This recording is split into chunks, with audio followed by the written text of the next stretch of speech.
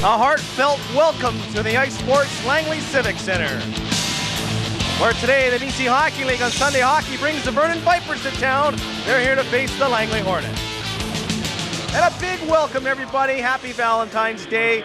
That'll be tomorrow. The Vipers here on the road, beginning a 3-game road trip in the Lower Mainland this weekend. Of course, the Vipers last year, the national champions, here to face the Langley Hornets, who would love to be national champions. Hello, I'm Terry Murray along with Steve Erickson. Of course, our pleasure to bring you a description of today's BC Hockey League game. Steve Erickson, the Langley Hornets have their hands full tonight. The Vipers have got some experience behind them where they see themselves in second place in the interior division. Do they ever? And Langley would clearly love to take over from Vernon, as we know in the past, because Vernon's won those 4 championships. They've got their hands full, as you indicated, Terry. They've got to, do certain things to control this game, and hometown crowd, let's face it, that's going to work in their favor too.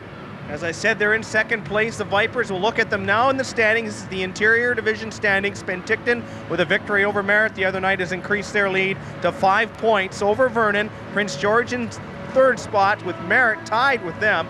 Quesnel and Trail out of the playoff run. In the Coastal Division, there's the Hornets on top with 72 points, just 3 ahead of the Chiefs, however 2 games in hand. And of course the Burnaby Bulldogs, who are in a playoffs position right now with 52 points, who thought the record wasn't good enough, so they fired their head coach Darcy Rhoda the other day. Of course, all the hockey fans in the Lower Mainland were a little bit choked, to say the least, when they heard that very popular Darcy Rhoda will no longer be in the Bulldogs picture. Oh, no kidding. And you talk about being in the doghouse, so to speak, Terry. There's a lot of people that are frustrated with that move, and we'll talk more about that throughout the telecast tonight. Let's have a look at the Vernon Vipers. Steve, what's their keys for winning tonight? Okay, keys for the Vernon Vipers to win, Terry, is they have to play discipline. They can ill afford to go to the penalty box, and no doubt they've got to play physical, and more physical than ever before to control this Langley team. Let me tell you one thing, they're going to have to key on the Langley's top line, and this is going to be one of the guys. He's their captain. Corey Davidson is already passed on a scholarship offer to Fairbanks, Alaska. Wow, Terry, you talk about this young man. He has 26 goals, 33 assists, but the key for this young man right there, you talk about playing physical, as we mentioned earlier on, 160 penalty minutes, leads the team. If you're going to reckon with anybody, you don't want to mess with this fella. Talked to Troy Mick, the coach, and he says this player will do well. He'll have a professional life ahead of him. That's Corey Davidson. We'll look forward to watching him. Now the Langley Hornets, they match up well tonight against the Vipers. What's their keys to win? Keys for Langley Hornets, they've got to clog up the neutral zone, or basically, in English terms, they've got to basically play the trap. The other part is they've got to keep their goal percentage down, and no doubt they have to stay out of the penalty box as well, because it's that time of the year where you don't want to take costly penalties, because that could really cost you in the end. Langley struggling in the penalty kill department. This guy, he is not a penalty killer, but he can score goals. Oh, is he ever, Terry? And this is one of the players that a lot of the scouts are going to be looking for as the season progresses. 41 goals, 39 assists. Last time we did a telecast out here, he was out of the game. He did not play because of the injury to his wrist. He's back in the game, and he is a real live wire, and he's going to add a lot of productivity to the game tonight. A note to Ron Delorme, a scout with the Vancouver Canucks. Don't let this guy go. Hell, take a stab at him. He's a good player in the BC Hockey League, and he's in your back door, just like Scotty Gomez was. A top BC Hockey League product. There's a bunch of them coming at you at the Langley Civic Center. The Vipers are here to face the Hornets. First period action coming right up.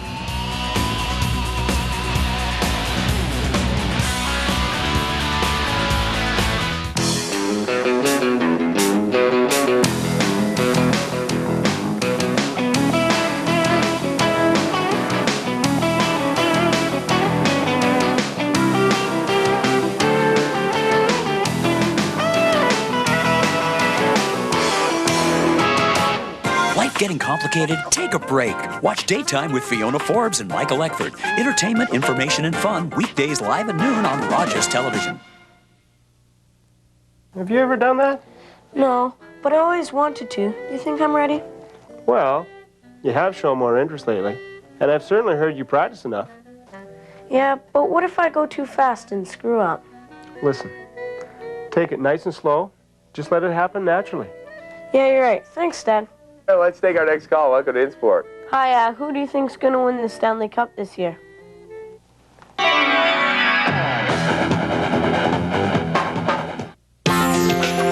Sharing information, ideas, and points of view. This is Rogers Television.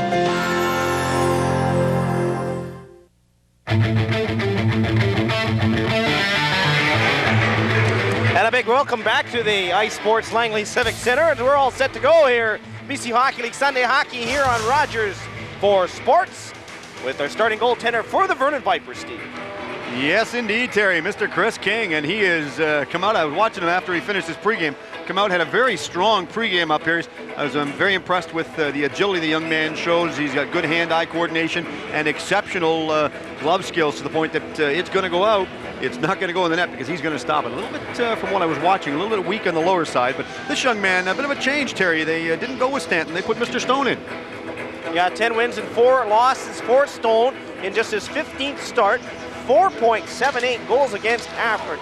And this game is underway with the Vernon Vipers in their white uniforms, and a big chance here on their left is McGowan. Kenny McGowan in front of the net. Great opportunity there, and Stone is tested right away. As Scott Cron had the puck sitting out in front of an empty net for him. The big line out there. Corey Davison, Scott Cron, and Kenny McGowan. Hold up! Back for it is Wade Winkler in his own end. He turns with the puck, wraps it around the boards. Hard check thrown on the boards there by Darryl Pierce. Quickly brings the puck out, and a penalty being called here against the Hornets. And it looks like Pierce for interference as Kyle Amiot had broken out. It looked like a 2-on-1 with Ivan Hummel, but the first penalty of the night will come against the Hornets. Well, they've got to play strong to avoid these type of foolish things, Terry. But you watch this quick start going up as we get up towards center ice here, taking the pass. Now watch, cross ice. They're wide open. They're playing very fast. But I was impressed with the fast start that Vernon come out, because right from the draw, went back to the D-man, and the D-man, as he got possession, the far winger on the left side broke down towards the blue line, and they just dumped it right into him. Jay Deagle on the right side. It'll be Clore. Chad Clore playing center ice, and number 13 is Chris Vale. That's the power play up front. Smith and number 19, Riley Olson, will be on the points to kill this penalty off. Todd Smith from Anchorage, a rookie in the lineup, playing the right point. He has the puck in behind his own net. The Vipers on the power play. Vernon, second place in the interior division on a road trip here on the West Coast. They face the Langley Hornets to start out this 3-game trip. Long shot in Langley territory, goes behind the net and fired down the length of the ice. Good quick start right now, Terry, by Vernon. Langley's playing strong defensively in their own zone. Mind you, they're killing a penalty right now. They've got 1:20 left in the minor. Langley is a perfect 11 wins, 0 losses as we have an icing. 11-0 versus the interior conference this year. So Vernon would definitely like to put a 1 total in that one as you look at a Vernon Viper on your screen. And when you take a look at that stat, Terry, with 11-0 on the perfect record going against the other conferences, that's got to work in their favor. This young man, he wants to do everything he can with a name like Mr. Stone. He naturally wants to shut them down. We've seen him play games before, and we've seen him come up with some big, strong, key saves at the best of times. And he's one of the backbones of this team that Coach Rick Lance and Mr. Wolf has working. Nick Ringstad to face off against Justin Aikens of the Hornets. Aikens will get sent out. He wasn't ready. There's some movement on the left side. Chad Grabowski, who was moving, will come in to take the face-off against Ringstad, and he wins the draw. Hornets get that puck in control in the neutral zone and fires it, Winkler did, into the Vernon bench, and we'll have another play stoppage. 1 minute, 22 seconds gone in this opening period. No score, 1:09 left in the Hornets penalty. One thing that always amazes me, Terry, and they haven't changed the rule yet, is if you have a face-off violation and one of the wingers is the one that causes the infraction, they blow the whistle and start over. The person that caused the infraction can go in and take the face-off, and it always amazes me because a coach, if a good coach is smart, he can use that to his advantage. Barclay Folk joins Ringstad and Gaustad. Gaustad, of course, BJ Gaustad, his brother Paul and BJ played for the Burnaby Bulldogs to start this season out. And that's BJ Gaustad in the right corner, holding on to the puck. Looks for someone to pass to, does so. The shot right on to Flex. Big rebound for Gaustad, and Stone again there to hold the puck out. 48 seconds left in the penalty. Back to the left point. Here's Gilchrist. Gaustad can't control it. Hornets try to clear it. Goes onto the stick of Ringstad. Into the corner behind the net for Folk. Folk in front, scores! A power play goal. John Dugan gets the goal as the Hornets trail 1-0. Terry, the key for this one is the goal was scored with 34 seconds left in the power play. The key for this one, Terry, was the passing play that the Vipers had working deep inside the zone. You watch this, look at it. Setting it up right on Gretzky's doorstep there, right in the backyard. Dump her in underneath, low on the ice, and that was low on the glove side. But the passing play of the Vipers, very impressive, and we've seen that for almost a full 2 minutes now. But there was 34 seconds left in the minor penalty when Vernon took first lead.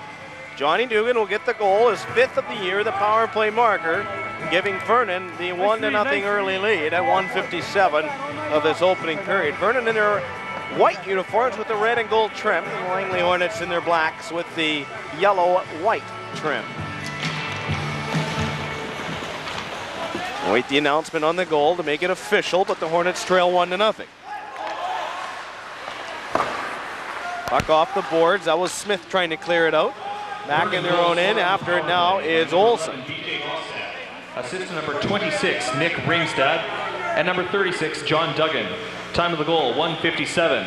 Well, they got that one all screwed up for sure, Steve, because there's no way that will go to Gostad because it was in front for Dugan. We saw the replay. It was Dugan who put it in, number 36. And the pass from behind the net was Fulk. So we'll wait for the official on that one. Chance in front. Chris King kicks it aside. King, the second busiest goaltender in the BC Hockey League with over 2,200 minutes to his credit. He kicks that one out. Chance for Grabowski. This might go for a two-line offside pass. Corey Davison touches it. Now, Corey Davison, there's an interesting player on your screen right there, Steve. We highlighted him in the opening in our show there. 59 points, leads the team with 160 penalty minutes from Fairbank, or had a chance to go to Fairbanks on a Scully, but passed because his 21st birthday was on January the 9th. And that would make him ineligible to play college hockey next year. So he's chose to skip the scholarship route and go play in the East Coast Hockey League. Troy Mick, his head coach and general manager, is a scout for many teams, Pensacola being one of them, and he'll play for one of the East Coast hockey teams next year. Young man that has, as Troy was saying before the game tonight, he says very big on professional quality. So some good words of confidence from the coach. When you get words like that from a coach, that means a lot. Feeling a puck is Amiot. Ivan Hummel leaves that goal. Right onto the stick of Spence Gilchrist. 19-year-old moves it up for BJ Gostad. Back for Gilchrist. Quickly hand man up for Ringstad. Across the line. Poke check away there by Thomas Johnman. As Thomas Johnman came over. WHL experience from Michael Thompson. There's a breakaway chance for Barclay Folk. The former Panther goes in. A weak backhander away and still makes the save. Now here's Ivan Hummel. Missed about 5 weeks of action after the Christmas break there at the Viking Cup in Camrose, Alberta. It broke a bone in his hand and has played about 4 games since, or recently, and has fared rather well, scoring a few goals. And not looking like he's missed any time. Quickly on the left-hand side, there's Williamson. Takes a shot. That's blocked by Johnman. Johnman tries to clear it out. Amiot chips it off the boards. Kept in at the point there by Priestley. And now cleared out. Goes right on the net. With 4 minutes and 15 seconds played in this opening period. Now this 1-0 Vernon lead. And I'm going to call it John Dugan's goal because that's definitely going to get changed. Dugan's 5th of the year on the power play. Well, it should get changed, Terry. There's no doubt about that. They gave it to Gostad, but that definitely will be changed. BJ Gostad earlier played for the Burnaby Bulldogs, as I mentioned, was dealt back to Vernon where he started last year for Kendall Smith, who didn't last in Burnaby very long at the trading deadline, was dealt to Quesnel. Long pass down the ice, no icing, Stone it. Dangerous play for him. Clears it around the boards for Justin Aikens. Can't clear it out. Kept in by Olsen. Into the corner. Olsen leaves it there for Clower. Clower tries to dig the puck out. And that was Sam Miller taking his man out. Now comes Wade Winkler. Winkler, a defenseman, 4th in scoring on the Hornets. Scoring his 20th goal the other night. In behind the net. Vipers. Been all Vipers so far, Steve. Not too many opportunities. Loose puck in front of the net. Stone cleared that aside. No, if they had an ice clean right now, Terry, we'd only clean one end of the ice. Puck kept in at the blue line. That's number 13, Chris Vale from New Hampshire. In the Lawrence Academy last year in the United States. Back to the point. Smith the shot. Good shot there. A good low one. Goes into the corner. On your screen, that's number 17, Jace Deagle, trying to dig it out. He's got 2 Hornets there. The Hornets send in 3 mates to help out there, and Grabowski brings the puck out. Chad Grabowski slips the puck past the defender. That was Smith. Smith into the corner now and behind his own net. And the puck cleared for Michael Kosh, and he fires it back in Vernon territory. John Dugan now will clear it for the Vipers. It goes all the way down the ice. 6 minutes and 30 seconds played in this opening period. Good tempo to it, Terry. Very exceptional. Off the boards, Kenny McGowan fires it back inside Langley territory. Of course, McGowan, a member of last year's Royal Bank champion Vernon Vipers. McGowan into the corner. Digging the puck out is Scott Cron, who signed a Scully this year with Cornell. He'll go to Cornell next year for a 4-year scholarship. Last year's Vipers squad sent 10 players to different universities. Cron, a shot, deflects into the corner off the goaltender's stone stick. Now at the point, kept in. Goes behind the net for Michael Kosh from Cobra de la Plaine in Quebec. Back to the point. Kosh behind his net. Takes a heavy hit along the boards by McGowan. And the Hornets will try to clear it, and McGowan is there and Stowe will hold on to it. Well, Terry, what an exceptional pace we've got here. We've played 7 minutes and 22 seconds, and it's just end to end. But as we mentioned a little earlier on, right now the play has to be, Vernon is definitely carrying the play. This young man that we're looking at right there, Mr. King, has not seen a lot of work. The story for the game right now is the amount of work as we watch the mascots for the Langley Hornets. The story for the man, or the man that's playing behind the story, I guess, is the young goaltender, Mr. Stone. He's come up, he's made a couple of key stops, and this young man, Gustad, as you mentioned, played in Burnaby. Didn't last all that long, but it's got to wonder, must make players wonder when they go from one team to another, eh? Well, it's the whole rebuilding process. It seemed that Burnaby was doing the rebuilding process and have had a successful time of it, only in their second year of existence in the BC Hockey League as the Bulldogs franchise. Right now, 1 point into a playoff spot as there's a shot by Gilchrist. It just deflects wide. Folk in behind the net now. It's Daryl Pierce's turn to clear it out. Kyle Amiot, dangerous pass. Gilchrist keeps it in. And cleared out Ivan Hummel. Glove pass there, and now it does get blown down. Our referee today, Randy Webb. Yeah, we have inadvertently not said that yet, Terry, and our apologies to the officials. The referee is Randy Webb, the linesman is Jonathan Chapman, and the other linesman is David Jones. David Jones from Hope, Jonathan Chapman from Surrey area, and Randy Webb initially is from Comox. I know Randy's parents very well. His father worked with my dad in the Air Force years back over in the Comox Valley. You can pick up your lucky program at the souvenir booth. Face off, oh, sorry, Steve. That's okay. I was just going to say, at one point, his dad was even the RCM for the northern part of the Vancouver Island. Daryl Pierce tries to clear it. So far, the Vipers doing a good job of bottling up the Hornets in the neutral zone, and it was Langley that wanted to play that trap and really squeeze the neutral zone in tight. You see, there's 4 players for Langley in that neutral zone right now. They get control of the puck. However, it doesn't create too many offensive chances, so Langley might just have to take their time here and wait for their opportunities. They trail 1-0, the goal. John Dugan is 5th of the year on the power play early in this one at 1:57. Now Spence Gilchrist. Gilchrist moves it ahead.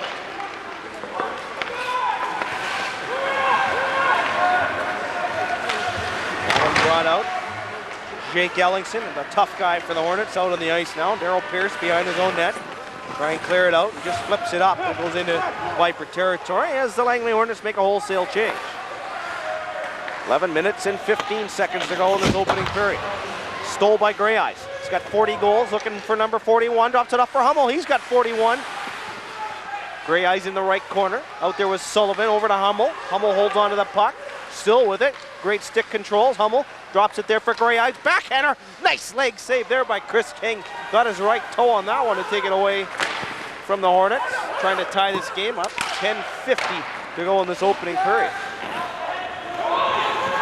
Now back for it is Sullivan. Sullivan, nice pass up for Hummel. Tried to just tip it ahead for Grey Eyes. Grey Eyes from Sherwood Park, Alberta. Leaves it there for Amiot. Amiot from the Bramley Blues last year went to the Royal Bank Cup Championship, and we have an offside pass, and a couple of players bang in front of the penalty box area. That's Kelly. and Ivan Hummel. You can talk about them playing physical because it's very obvious that they are a well-conditioned hockey team. This young man we mentioned earlier on, Terry Ivan Hummel, I really and strongly feel this young boy has a strong career in the National Hockey League because he did miss some games, as you and I alluded to earlier on, and as we watched the cross-ice pass. Young goaltender King on that one played that very well, but it was just intercepted and deflected in the corner. Here's Hummel, puts it up ahead for Amiot. Amiot with some stick moves, gets taken down by 3 different Vipers. And backward is Thomas Drummond. There's it up for Grey Eyes. Grey Eyes with Amiot as well. Hummel. There's Amiot. Dropped it for Hummel. He kicks his shot. But it's blocked there by Vale as he's able to get a stick on it. And a loose puck in front. King can't find it. It's still loose. And Amiot sticks it in the open cage. King couldn't find it. And the Hornets have tied it up. Oh, Terry, what a communication breakdown there in front of the net. Young Mr. King, the goaltender, he made the initial stop, went down, sprawled, reached for it. And Langley, good perseverance on their part because they just kept digging and digging and didn't give up. They dug to the point that they eventually caused a turnover and picked it up and put it in.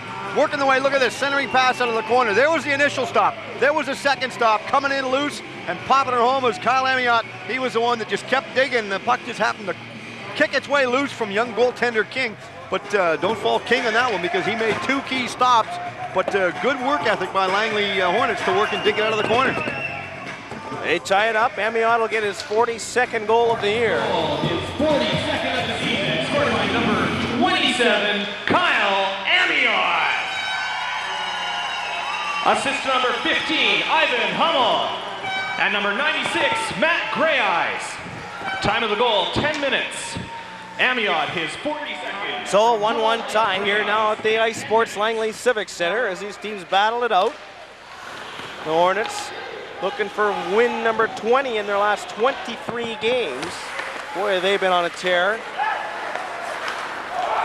And seem that they've been on that tear ever since 7 different players saw the exit door here at the Civic Center. Well, obviously, Coach Lance knew something that a lot of skeptics didn't know. Vipers now cleared inside Hornet territory. Davison is there. Tried to feed it to McGowan. Kenny McGowan waits for the puck. Doesn't get to him. Goes back to the point. Deflects off a skate in front. Great save there by the goaltender Stone of a Scott Cron in the slot. Phil Esposito style waits for the puck. Wound up and let her rip. Be nice maybe if we get a second chance, take a look at that one again, Terry. I don't believe that deflected off McGowan's skate. I think he directed it back to his player. Vipers turn it inside Hornet territory again. Backward is Kosh. Tried to clear it out. Kept it at the point. In front, Ringstad deflects it over for Folk. Back to the point. Goes off of Aikens. He's got some speed on the right. Here comes Justin Aikens. In front is Bailey. Gets the puck. Scores! Drew Bailey. 2-1 Langley. Oh, 2-1. You talk about digging, not quitting. And that's exactly what Langley did. For the first part, everything was Vernon. What a turnaround. But watch this, Terry. Bailey goes in, but what a passing play. But the key for that, again, was they worked it all out of their own zone, sheer perseverance, and they just did not quit skating. Bailey's the one that goes in and pops her home, but good team unit working together on that one to make it pay off. 2-1 lead. Bailey's 7th goal of the year from Aikens at 11:29. A 2-1 Hornet lead after a giveaway along the boards. And Aikens, I'm not sure the defenseman that pinched in on the play for the Vipers, but Aikens able to chip it around them. Number 11, Drew Bailey. Assist number 18, Justin Aikens. Time of the goal, 11:29. Bailey, his 7th. Here come the Hornets again. They lead 2-1 now. They trailed 1-0 early. Ellingson fires it in. After it is Neil Clark. Now chipped out on the boards and the Vipers bring it out. At center ice. Barclay Folk again in the slot area and Stone lifts it up high. It goes into the penalty box and not a play. And I have a play stoppage with 7:59 to go in this opening period. Good defensive play inside the Langley end zone there, Terry, by number 17, Bosco, because what he did was he just basically steered his defending player, or the attacking player, off over in the corner so that he was not going to get his shot away. And Mr. Smith right there, as we see, played very strong. And, of course, young Mr. Smith, rookie with the year that we're looking at, so he naturally wants to make his presence known. And all indications from what you've been told earlier on, and what we were told, he's got a good future ahead of him too, because he wants to advance, possibly play in the Western League, and then go on to scholarship from there. Todd Smith on your screen, a rookie with the club this year from Anchorage.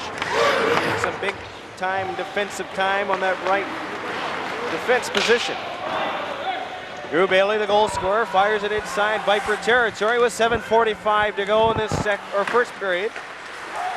Second half of the first period. Big rebound in front. Sullivan, puck squeezes through, and King didn't know where it was. And the Vipers able to clear it out of danger. Here's Folk. I mentioned was a member of the Panthers. Sidesteps a check. Folk checked by Johnman. Now caution there. Easily slips it in behind the Hornet net for Thomas Johnman. Glove hand pass is going to be whistled down, and is. I took a look at that one earlier on, Terry, when I went through the crease, and Mr. King misplayed that one, cutting through the crease. But I took a look at it and watched, because Olsen was the one that went, it was right beside it, and it looked for a minute there that he was actually going to fall down on it. He maybe had a second wind, I don't know, but he decided wisely to kick it out of the way, because he must have obviously thought that, and he must know the rules, because everybody knows that if a player falls on the puck inside the goal crease, it's an automatic penalty shot. So obviously he was thinking about that. Okay, this is the one I was talking about. Watch this. Rolls right through. Look, should I fall? Yeah, maybe I will. No, I won't. I'll kick it out. Smart heads up move. Indecision. If there was a Hornet stick there, there was some indecision that might have cost a goal. However, Olsen was able to get it out of danger, and the Hornets had to retreat as the puck was cleared out. Far boards. Hornets will try to put some more pressure on. It's brought out there by Gilchrist. Headmans the puck for Deagle. Goes inside Langley territory. Stone clears it around the boards. Stone doesn't usually see a lot of action. As I mentioned, just his 15th start. 10 wins and 4 losses to his credit. Kyle Stanton, who came over from Powell River, has been number 1 here since David Wood had been shown the exit door. Back to the right point, that's number 6, Sam Miller. Gray Eyes behind the net, Amiot looks for number 43 on the season. Centered in front of the net for Winkler moving up. Another chance for Gray Eyes. Gray Eyes in the slot. There's Hummel, one hand on his stick, trying to corral it. And finally he gets it checked away from him. He wants a penalty, but it was a good check by Gilchrist. Quickly up here on the right side. The Hornets cleared inside Viper territory. 6 minutes to go in the opening period. 2-1 Langley. Offside pass might have happened. However, Gray Eyes touches the puck. Battle for it in front of Langley's bench. Williamson chips it inside Langley territory. Darryl Pierce now. Sam Miller dangerously as the puck went the other way. Clears it down the ice. That'll be icing.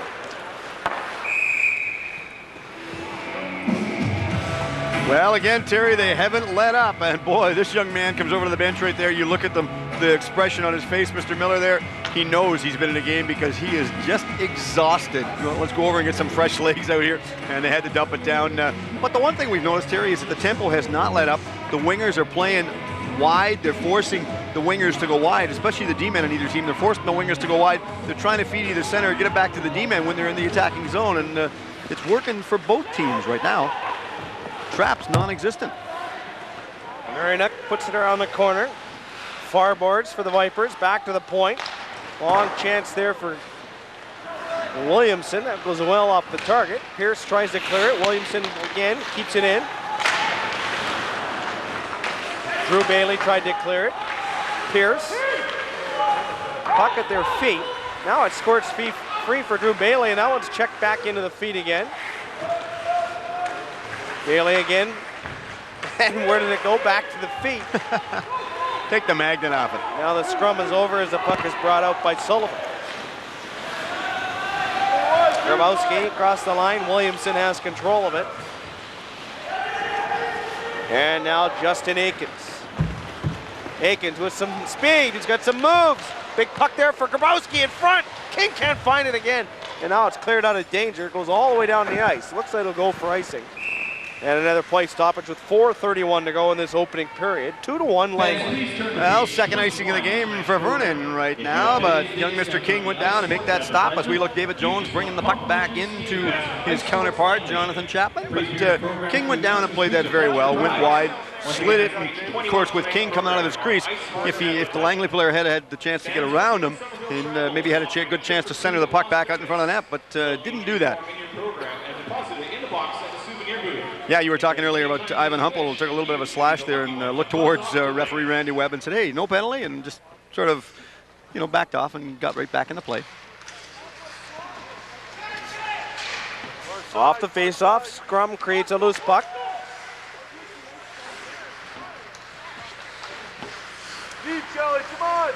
Vipers try to clip it in. They do so inside Langley territory. Stone's there. Moves the puck along the boards. Kept in at the point by McGowan. Back for it is Kelly Bosco. Corey Davison is there. Scott Cron now. Checked by Aikens. And now Jake Ellingson. Pass intercepted. Shot back in saying Langley's zone. Langley coming off two big victories, home and home against the South Surrey Eagles last weekend, including a 6-3 victory here at the Civic Center on a Saturday night before a big crowd. Michael Codd. Dangerously, Clark. Hits Hummel, now over to Kosh, joining the rush. Amiot up in front, goes for the front of the net, the puck is there, and now Amiot's held to the ground. And there's going to be a penalty against the Vipers. Here's Gray Eyes in front. Tried to get it in between the legs of King, and that's not going to happen. He had the legs closed. Play stoppage with 3:16 to go. A holding penalty coming up to the Vipers. Barclay Folk, I believe. Interesting situation the way that all took place. They were getting the penalty for the hold as he was literally tackled and thrown down on the ice. But Langley pulled their goaltender in favor of an extra attacker, and neither linesman were watching the goaltender for the extra attacker coming out for the premature substitution. They must have got about a 40-foot head start coming out of the box on him. So if you don't watch it, the linesman don't watch it, and the team can work it and get it away with it, good for them. But a foolish penalty to take, especially with 3:16 left in the first period. You're down by one, face off in their own zone. That's the last thing you want. It'll be Justin Aikens to face off against Nick Ringstad. Both players get kicked out of the face-off circle. Jay Deagle. Aikens gets to stay. It'll be Jace Deagle now. He got a reprieve. Not Deagle, now. one of 4 members on the Viper team from Anchorage, Alaska. Okay, look at this, Terry. This is the one trying to work it out of the corner, and how they were fighting for it. There was a penalty that happened just prior to that. Okay, the power play, the first opportunity for Langley tonight. Vernon's power play is 1 for 1. Vernon's one goal has them trailing 2-1 right now. Winkler in front for Hummel. Hops over his stick and quickly brought out.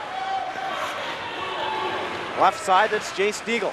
Checked into the boards after it is number 26, Nick Ringstad. Now Gray Eyes. Matt Gray Eyes up for Hummel. Can't control it, backs up a bit. Holds onto it to the right side for Wade Winkler to Aikens. And here comes a cross-checking penalty against the Vipers, I believe. Deagle's going to get it. And Vernon touches the puck, and here comes the penalty to Deagle. Well, there's not even a question with that one, Terry. I mean, you can't even discuss it and debate it. That was a very obviously undisciplined penalty, as we keep telling everybody. If you're going to take them, don't take a penalty that's, like not justified. This one clearly was not. The one player for Langley got away from Deagle, and Deagle was the one that just took exception. I believe it was Gray Eyes that was mixing it up with him out there, but just got away from him and took a little bit of a two-handed push towards him, and referee Randy Webb was standing probably about 30 feet away. And I don't think Randy would have missed that unless he was at the concession staff getting a cup of coffee from the people that are working out there. But obvious foolish penalty, put him 2 down. Watch this. Okay, there's the penalty right there, and that's how young people nowadays get hurt. So a 2-man advantage for the Hornets. 1:15 remains in the first penalty. So a full minute, 15 seconds to work with. Time of the penalty, 17:29. Hard check over there, thrown by Corey Davison. Too many times do you see a player lead the team in scoring as well as penalty minutes. That's Corey Davison, and what a leader he is, the club's captain. Here's Wade Winkler. Loses control of it. Davison has a chance to clear it and does so. Good shift for Corey Davison. Kills some valuable time. 40 seconds remains in the first penalty. 1:24 left in the second one. Here's Sullivan. Back for Amiot, right side for Winkler. No traffic in front. Winkler holds onto it. Perhaps he'll get someone in front. Sullivan, Winkler. They move it outside. Amiot's pass is intercepted, and that'll get cleared down the ice. Steve, they got to get somebody in front of the net if they want the shot to come from the point. Well, they've got to get the puck to the point first. The problem is that the wingers are spending too much time with it. Hummel on the outside in the corner. Shot by Aikens. Scores! Justin Aikens. That's what you were saying. They've got to get somebody in front. And we just mentioned that the wingers are spending too much time. But in that case, Hummel didn't waste any time with it. 8 seconds left in the first minor penalty. So they've still got a power play working in their favor. They're 1 for 1 right now, working on their second one. But what an exceptional pass and play by Ivan Hummel. And no doubt scouts are going to be watching this young man if they already have not been. And as you're mentioning from the outset, if Ron Delorme has not been not mentioning any names with the Vancouver Canucks, but if you haven't been watching this, maybe you should. 18:35. Look at this, Terry. Sorry. Ivan Hummel, look, heads up, good, quick hand-eye coordination by Hummel and a quick release out there on the shot. Take a 3-1 lead with 8 seconds left. I believe that's not, I don't think that's right, the 8 seconds. It was 8 seconds left in the first Yeah, but it was penalty. wrong. The 8 seconds was left, so they've recorrected it now, Terry. 53 seconds left in the minor penalty, because on the goal, that nullifies the first minor penalty, which had 8 seconds left, as you indicated.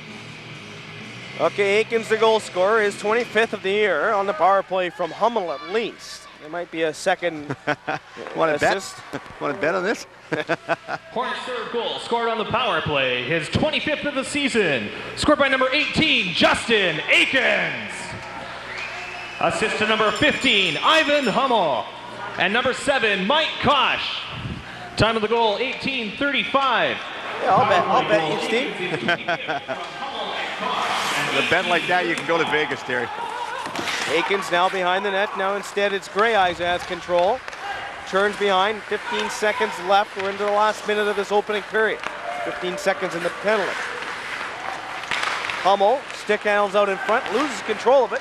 Now Scott Cron had a chance to move it up. Hummel doesn't see a man. That's McGowan behind him, and he's able to get the puck. Quickly up to the right side for Justin Aikens. Over to Hummel. Hummel waits, holds on to it. Kosh is there. Penalty now over with. Kosh, that's a good low shot goal, and an easy save for King. Gilchrist had the puck at his feet. Now McGowan has a chance to clear it. He holds on to it along the boards. Clears it up high. It goes down inside Hornet territory with just 10 seconds to go in this opening period. 3-1 Langley. Roscoff behind the net. And the Hornets will try and clear it. Now we're running out of time. That'll do it for the first period. And a 3-1 Langley Hornet lead after they trail 1-0. Both teams go one or get a power play goal. Langley was 1 for 2 in that first period. Well, good period of hockey, Terry. Very fast and well played by both teams. Not a lot of strong defense played by both teams, but boy, oh boy, did they ever play strong offensively. Goaltenders were not called on that much, but when they were called on, they were there. Steve, we're going to take a break. 3-1's the score. Well, you will be back with an interview.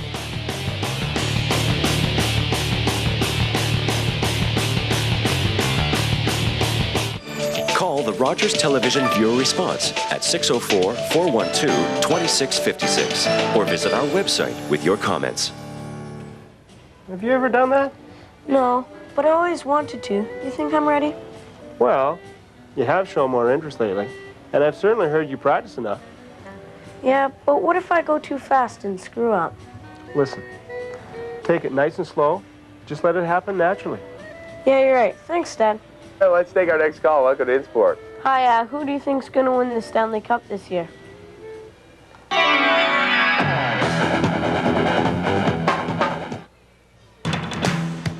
Trading. What would you look at in terms of what the assets prior to distribution? Did you find real value? The 3.8% rise. Money Talks. When Chris Tidd talks about money, you should be listening. Still haven't heard of Plugged In? It's the program that brings you the good news stories on the positive majority of teams, the community events that bring us together, and the people that are making a difference. Get Plugged In every weekday at 6:30 p.m. I'm Fiona Forbes, host of Daytime. You never know what will happen on our show. Music, wrestling, even wildlife. Join us and find out for yourself. Watch Daytime Monday through Friday live at noon on Rogers Television. It was Friday.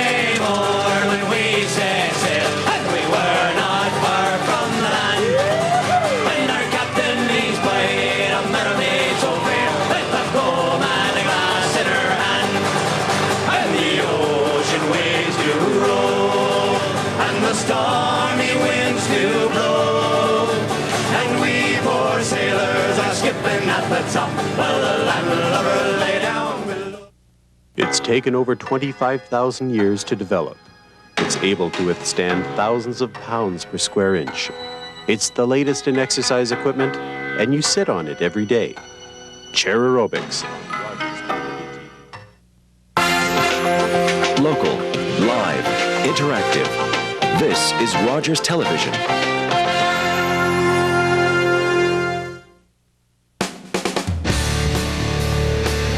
Hello, everybody, and welcome back to the first period intermission. The score after one period, Langley 3, Vernon 1. Joined ringside right now by scout for Pittsburgh Penguins, Mr. Charlie Hodge. Charlie Hodge, no stranger to hockey, never mind in Canada. Played with the Montreal Canadiens, Vezina Trophy winner, as well as Charlie's a scout now, as I mentioned, with the Pittsburgh. Charlie, you're out here scouting a couple of players? Yes, we're looking at, actually I'm looking at about 4 boys out here tonight, and they're all interesting. Unfortunately, 2 of them would have to declare themselves, and if they want to go to school, if they declared themselves, they wouldn't be eligible to go to school. So those boys, although you're interested in looking at them, you more or less rule them out. And he's not going to give up his scholarship. Okay, now as a scout, what's a scout look for in a young hockey player of today? Well, what we want is what outstanding quality does he have? I mean, it doesn't take a genius to figure out that the boys that play the physical game are at the lower end of the scale with regards to the wages in the National Hockey League, and the fellas that are skilled get the high end of the wages. So it doesn't take genius to figure out that what we're looking for is a boy basically with some good skills, good skating ability, and as I say, what outstanding quality does he have? Now the BC Hockey League has some talented individuals come out of the league over the last number of years. Bill McCult for one, Paul Correa for another one, Brett Hall for another one, to name a few, as well as a young project this year that's playing with New Jersey, Scotty Gomez. Yes, there's. Let's face it. There's. It's a good development league. All the leagues around will bring out. You know, there'll be a player here, a player there, and they'll shine. Somebody has to play. There's going to be 30 teams in the league this year, so there's going to have to be somebody play. And the way it's going right now, there could be expansion, down the road for European teams to play, a North American European Championship game. Well, that's the talk around, but I don't know, and I don't see it. I don't know if I can see it happening. Maybe I'm a little bit pessimistic about that, but with the 7 or 8 hour time change in the zones, I don't know if that would be a feasible situation. Okay, now with Ron Toigo and his counterparts putting together the bid for the Western Hockey League franchise and having it approved to come to Vancouver, that'll obviously make this job, your job, and a lot of the other scouts, as we see Bart Bradley up here scouting for Boston still, that'll obviously make your job a lot easier for travel. Well, it will certainly be nice to have a home team to go to. My home team right now is Seattle, so that makes it, that's 2.5 hour drive from my house. So that's the closest game in Major Junior that I have. Okay, last question before we let you go back and enjoy your cup of coffee for this evening. What's it like with life under Mario now owning the Pittsburgh team? Mario seems to be doing and seems to be very, very appreciated back in Pittsburgh. Everything seems to be going along fine. Wilkes-Barre, our farm team, seems to be doing very well and also doing well financially. So hopefully it can continue because Mario bailed him out, and he's done a great job. He's done a great job as a player, and he's looked like he's doing a great job as an owner. Well, we all know what Mario Lemieux is made out of. Charlie, thank you very much for the time out of your busy schedule. We appreciate it. And we'll come back right after this timeout.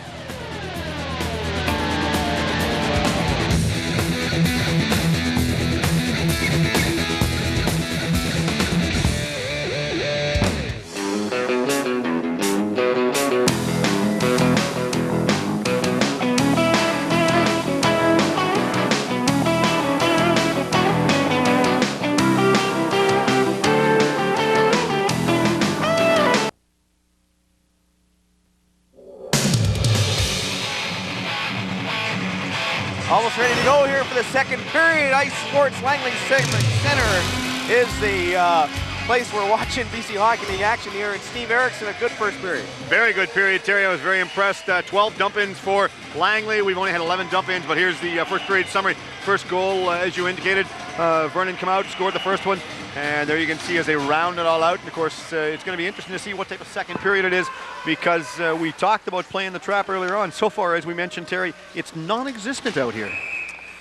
Well, the trap looked a little bit clogged in the neutral zone, and for times in that opening period, the Hornets were able to capitalize on a couple opportunities of miscues by the Vipers, breaking out on 2-on-1s. And I think that's the whole system of the trap, Steve, and that's to wait for your opportunities and wait for them to make your system work for you and cash in on those opportunities. That's true, and as far as face-offs, the first period, Terry, as we look at this one, Langley won 10 face-offs, Vernon won 14 face-offs, and we'll give this one to Langley. Vernon now goes right to left on our screen. Your screen at home too. And the Vipers in their white uniforms bring the puck inside Hornet territory. There's Scott Cron in front. Big chance as Cron readies himself for Cornell, I should say, University, where he is signed on to go better himself as a person and as a hockey player.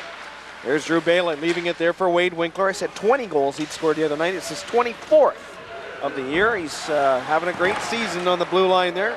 24 goals and 40 assists. Long shot there by Kelly Bosco, up over top of the net. Haven't seen too much of the captain tonight, Jordan Landry. I don't see him. I do see him down there on the bench now on Langley's bench, so I wonder if there's an injury to Jordan Landry. No, you're right, Terry. We have not seen him at all in the first period. On to the right, there's Mac Grey Eyes. Grey Eyes with Amiot in front. He's tied up. Grey Eyes just centers it in front, and it's chipped away easily. Brought out now by Williamson. The captain, Davidson's got Jay Deagle. Here's Deagle onto the right. Good low shot. It's taken away by Bosco. Stone looked for the puck. Now he gets it in front. Cleared away. A good shot there by Deagle. Goes into the corner. Clore has a chance. Into the corner now for Chris Bale. Bale from Nashua, North Dakota.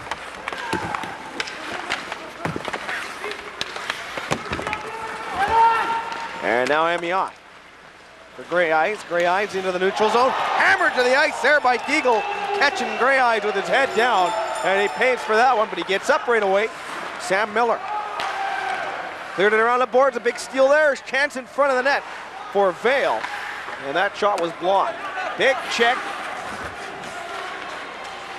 on Grey Eyes. He was able to bounce right up as mentioned. Now Vale in the right corner. Tries to bring it out. Gets knocked down, gets back up. Ivan Hummel now.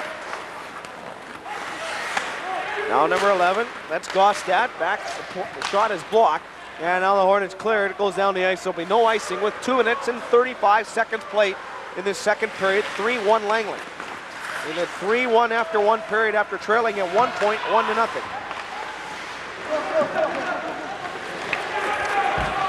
Back in his own zone, Smith miscues and fires it up over the glass at a play stoppage. And Steve Erickson, please talk. I'm losing my voice already. Oh, Terry, what a body check there at center. And poor old Mr. Matt Grey Eyes, he was caught with his head down. And that is, believe it or not, Terry, that's the first time I've seen him caught napping all year. Look at this. Look at the puck. Look at the puck. What are you doing? Get your head up. You're going to get hit with a truck.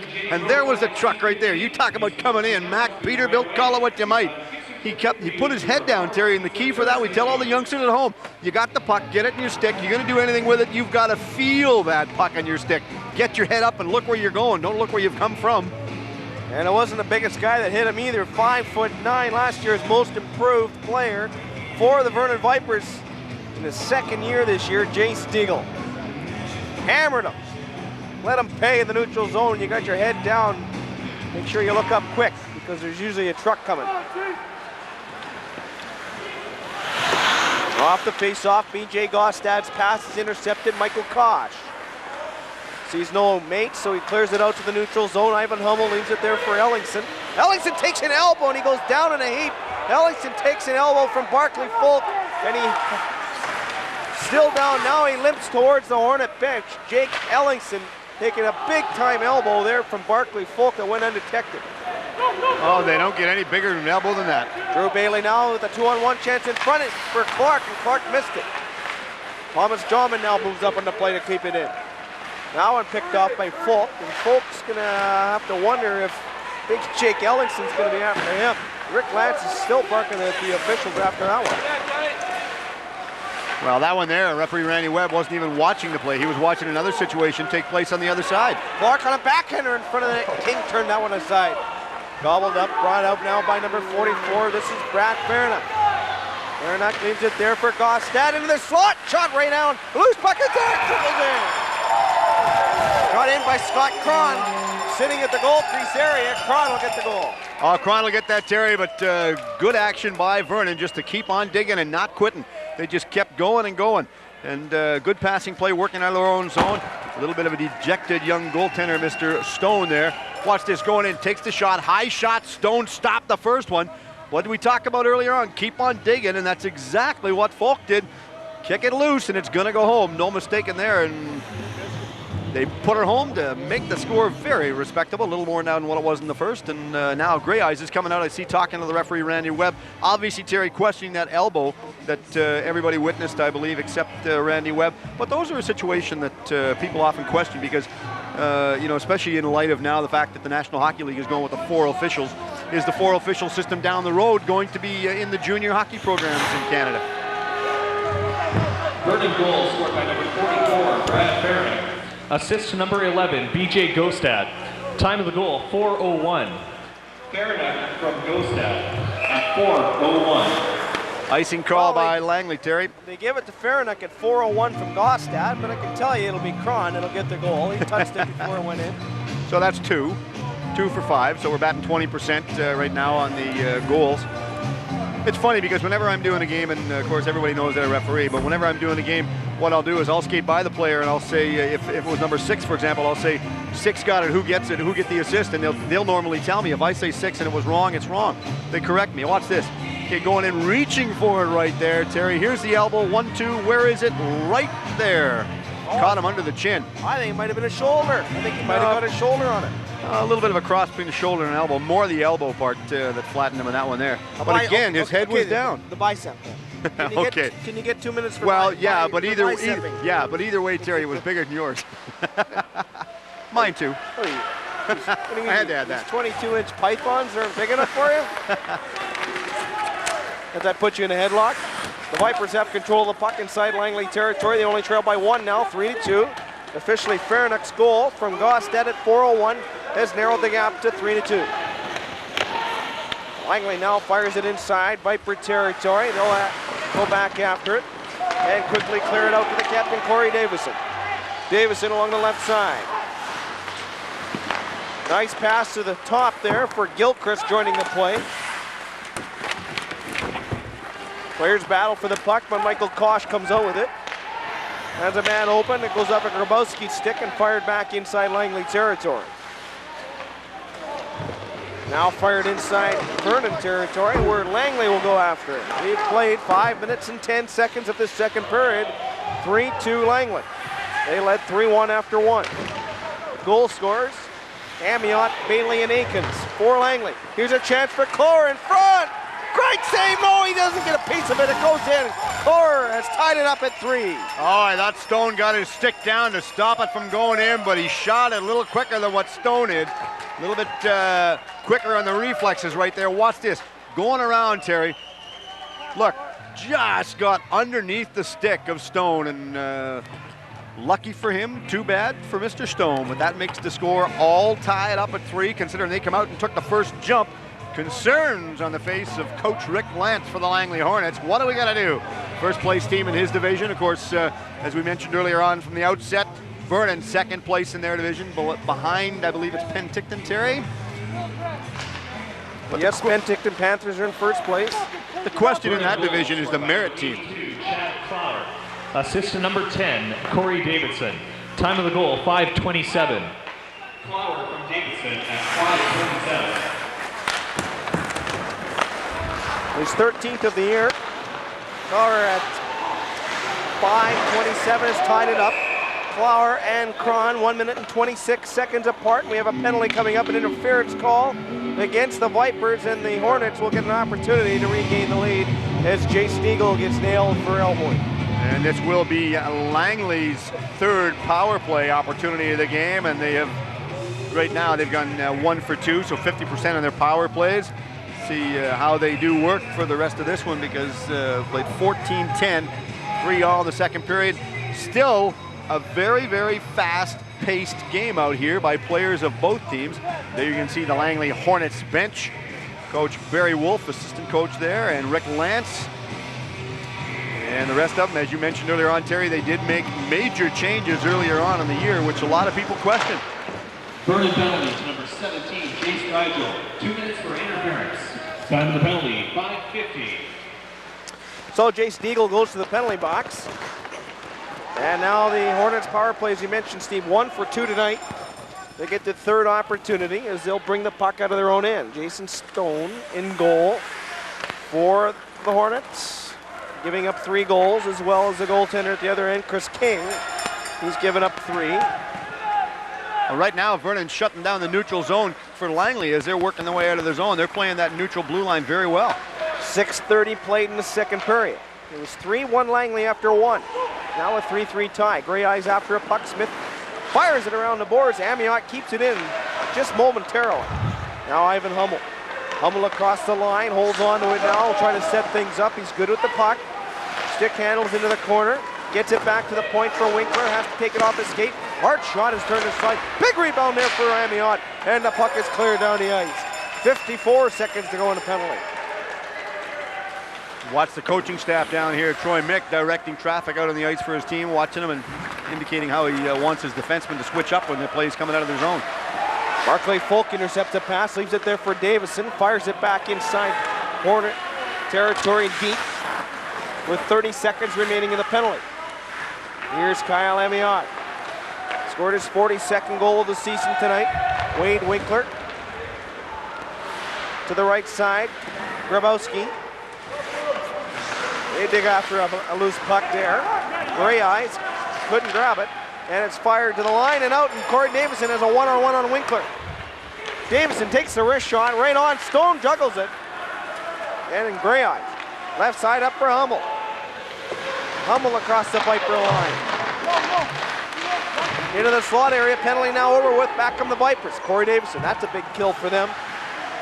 They had the momentum. Langley was able to go on the power play, possibly get that momentum back. And now with an icing, it'll definitely slow the play down a bit. The Vipers quickly, Troy Mick calls his team together at the bench there, Steve, as we can see it in front of our vantage point, and tells them, hey guys, we're taking this momentum over. Well, the thing I'm impressed with about watching Troy Mick is that he's not wasting any time as we watch some of the many spectators on hand here to take this good game in here at the arena tonight. And of course, this building, Terry, we should say, has been the home for a lot of exceptional hockey. There's the referee, or pardon me, the coach. Troy Mick, of course, played in the WHL with Portland, was drafted 130th overall by the Pittsburgh Penguins, and had to quit at age 23 because numerous knee operations had forced him out and into the coaching ranks. Well, he's got a good career ahead of him, but sometimes they say it can be short-lived. This is his 7th year with the Vipers, his 4th year as head coach and GM.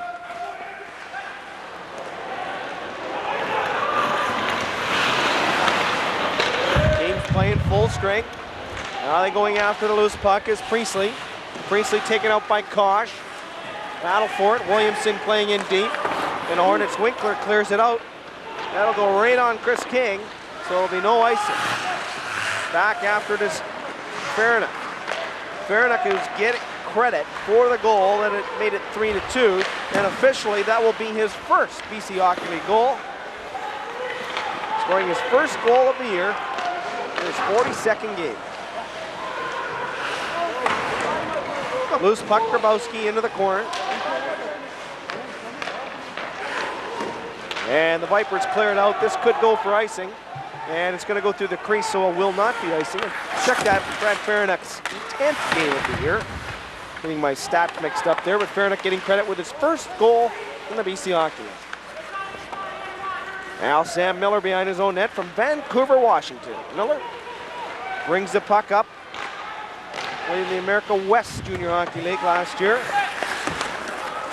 Fires the puck in, and the Vipers are able to bring it out. Left side. That was Cron. Cron has scored a goal tonight. Daryl Pierce, a solid defenseman for the Hornets. Goes back after it, and he's got Corey Davison with some speed. Davison with McGowan in front. And the goaltender Stone holds onto the puck with a play stoppage at 10:08 to go in the second period, a 3-3 tie. Well, you were talking about him being from Vancouver, Washington. Of course, everybody knows where that is. That's just north of the bridge in Portland. There you can see right there, taking the shot. Big Mr. Stone stops that. But we were surprised, Terry. You and I spoke earlier on about the fact that we did not feel that Mr. Stone was going to be starting the game. We felt they were going to go with goaltender Stanton instead of Stone. Stone gets his 15th start of the year, 10 wins, 4 losses. Face-off coming up inside Langley territory to his left.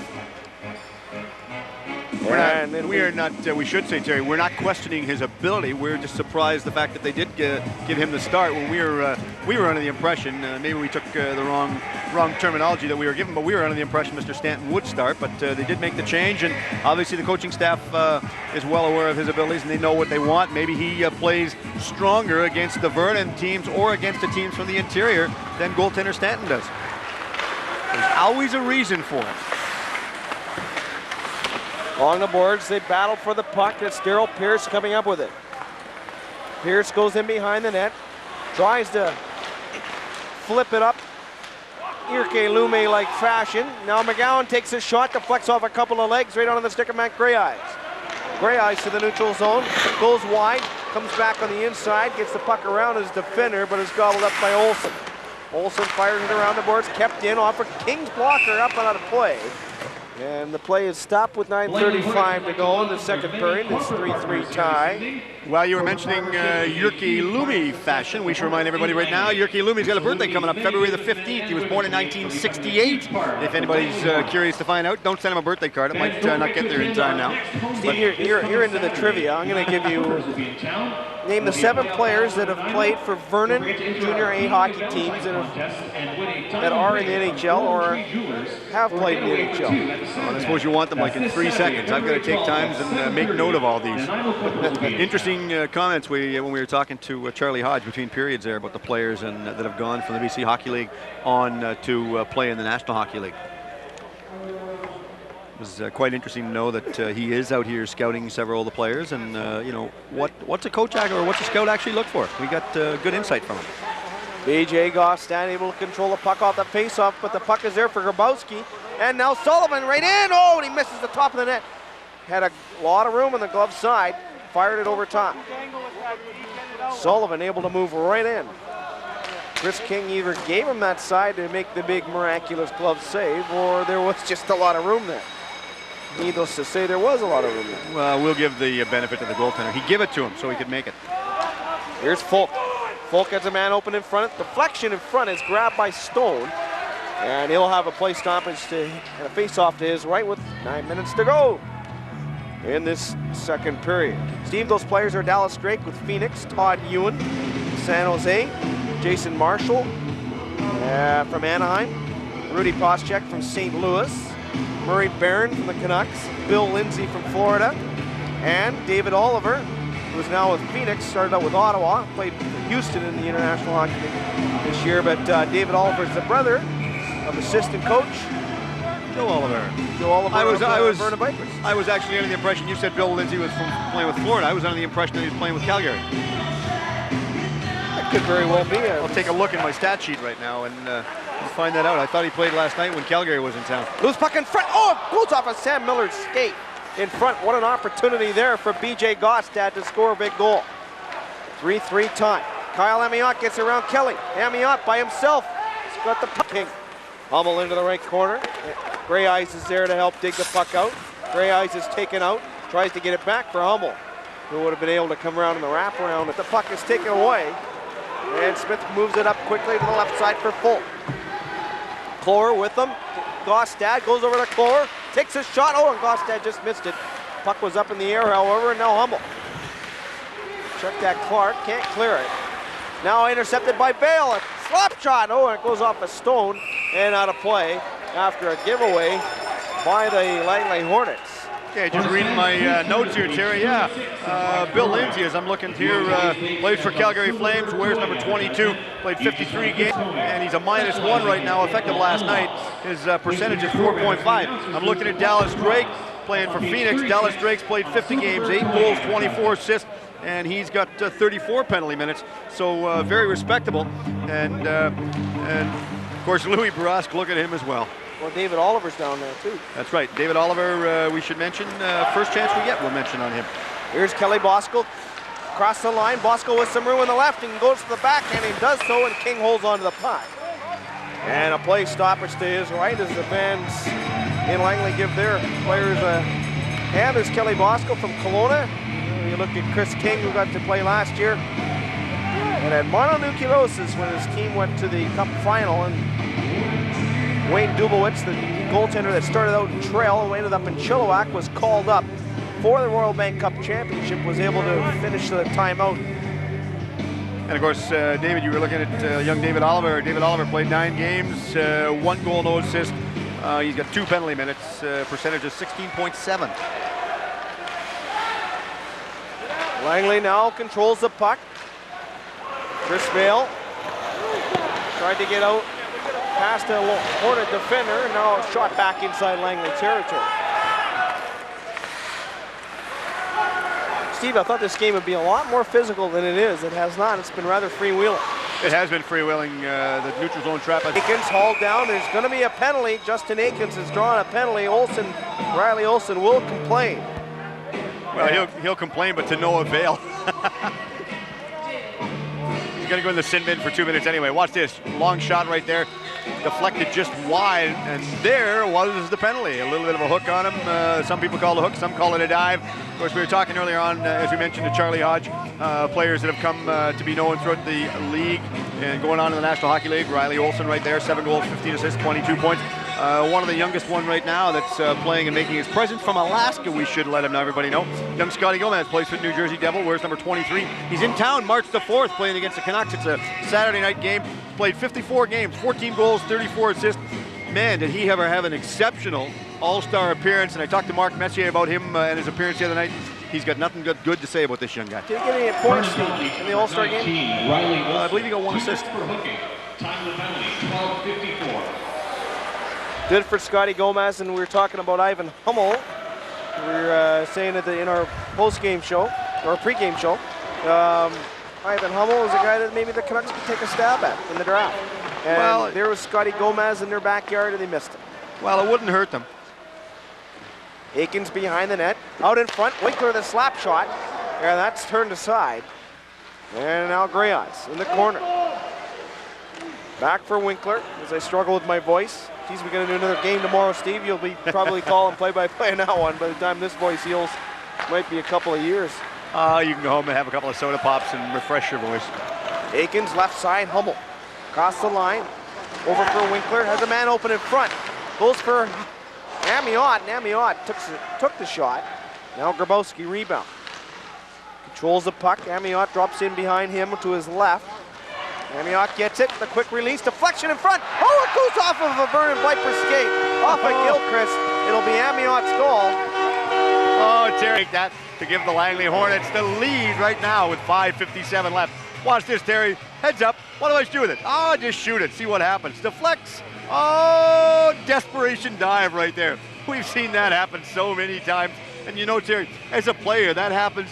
There's nothing you can do, and you just absolutely, you feel so destitute.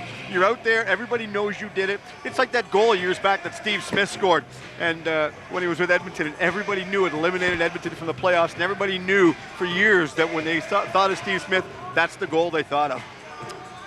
Steve Smith is on the injured reserve list right now. Still touches the power puck. Play, his second of the night and 26th of the season. Scored by number 18, Justin Aikens. Assist to number 27, Kyle Amiot. And number 14, Chad Grabowski. Time of the goal, 14:03. Chance for Bailey across the line, joined by Sullivan. Bailey in front for Sullivan, who's checked in the last second. And here comes a penalty to Sullivan in frustration as he took a cross check, a poke at Olsen.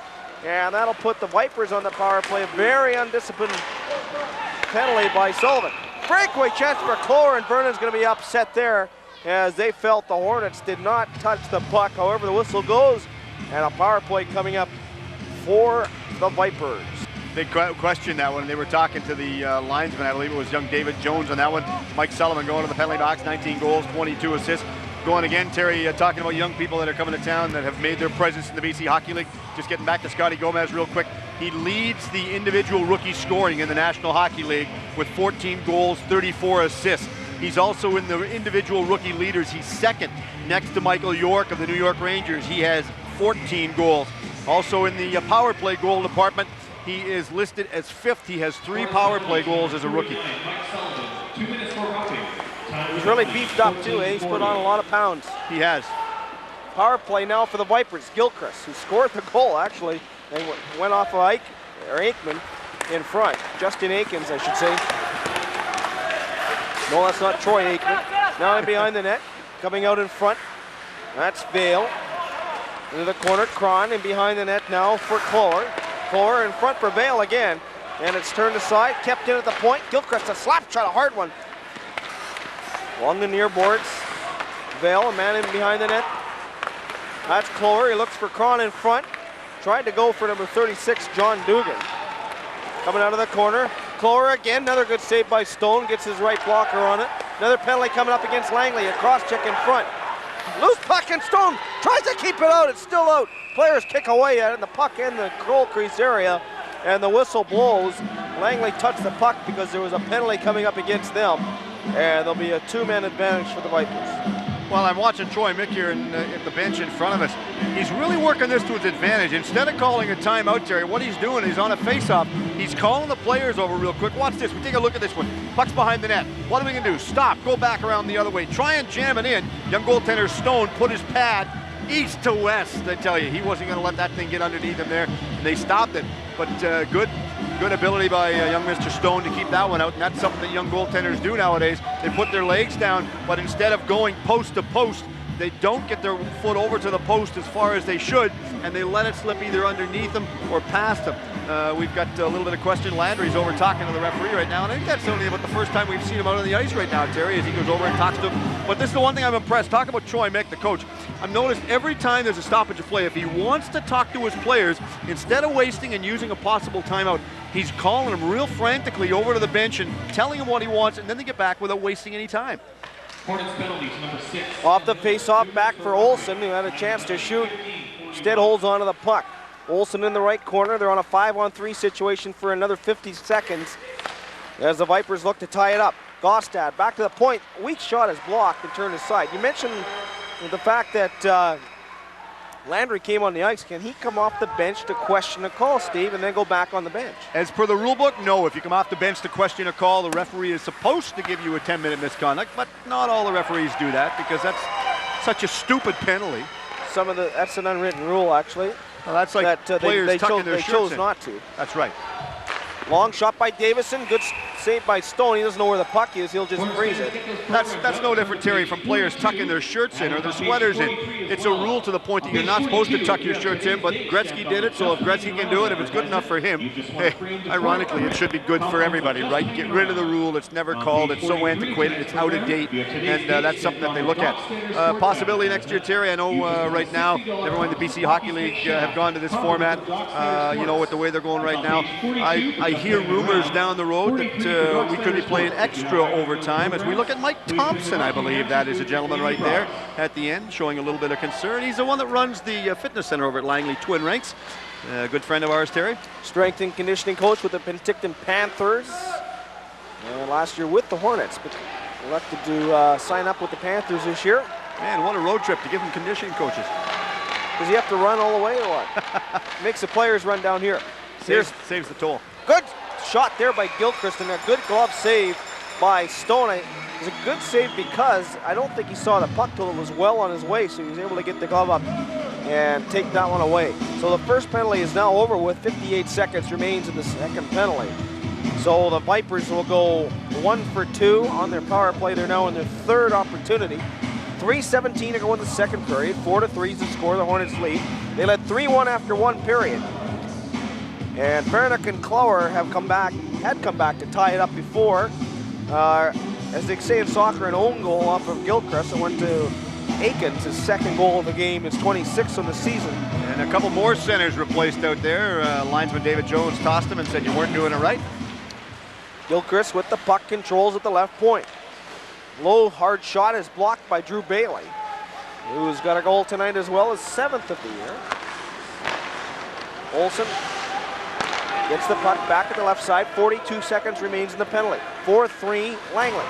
Hard check on Riley Olsen. He felt that one in his left shoulder, and he's gone down and he's hurt. Riley Olsen is hurt, and he's replaced at the left point by Johnny Dugan. And you got to feel for Riley Olsen. He really felt that one. He got hammered along the boards. And he's holding his wrist, Terry. His left wrist as the play goes out in front of the net, and Jason Stone covers the puck. But Riley Olsen down at the Viper bench. As you look at McGowan on the screen, Kenny McGowan, I'm sure concerned over his player on the bench, as is the rest of the coaching staff, and Olsen's going right to the dressing room. Well, wise move. They're going to take the young man right to the dressing room as we again look at Mr. Stone out there. Jason Stone, he's overworked right now. 4-3 still the score for Langley Hornets. But I'm still going through this stat sheet, Terry. I'm amazed because every time I look at another page, there's Scotty Gomez's name. Power play percentage goals, he's got 14. In shots as a rookie, he's got 129 shots. He's 6th in the plus-minus department with 19. Forward now, back to the point for Farinick. Farinick lets a good low wrist shot and grabbed by Stone with 2:31 to go in this second period. And we're down to 11 seconds left in the penalty. And a face-off to the right of Jason Stone, and a 4-3 Langley lead. The last two I'll tell you about for Scotty Gomez, Terry. He's the assist awarded in 5 or more consecutive games. He leads the rookie part in there, and also points gained in 5 or more consecutive games, as he leads the first one there with 11 points. Taking it in, dump it behind the net there. If he was to get hurt right now, he'd be the rookie of the year, the Calder Cup champion for sure. No question about it, Terry. He would indeed be it. But again, we've spoken about this before.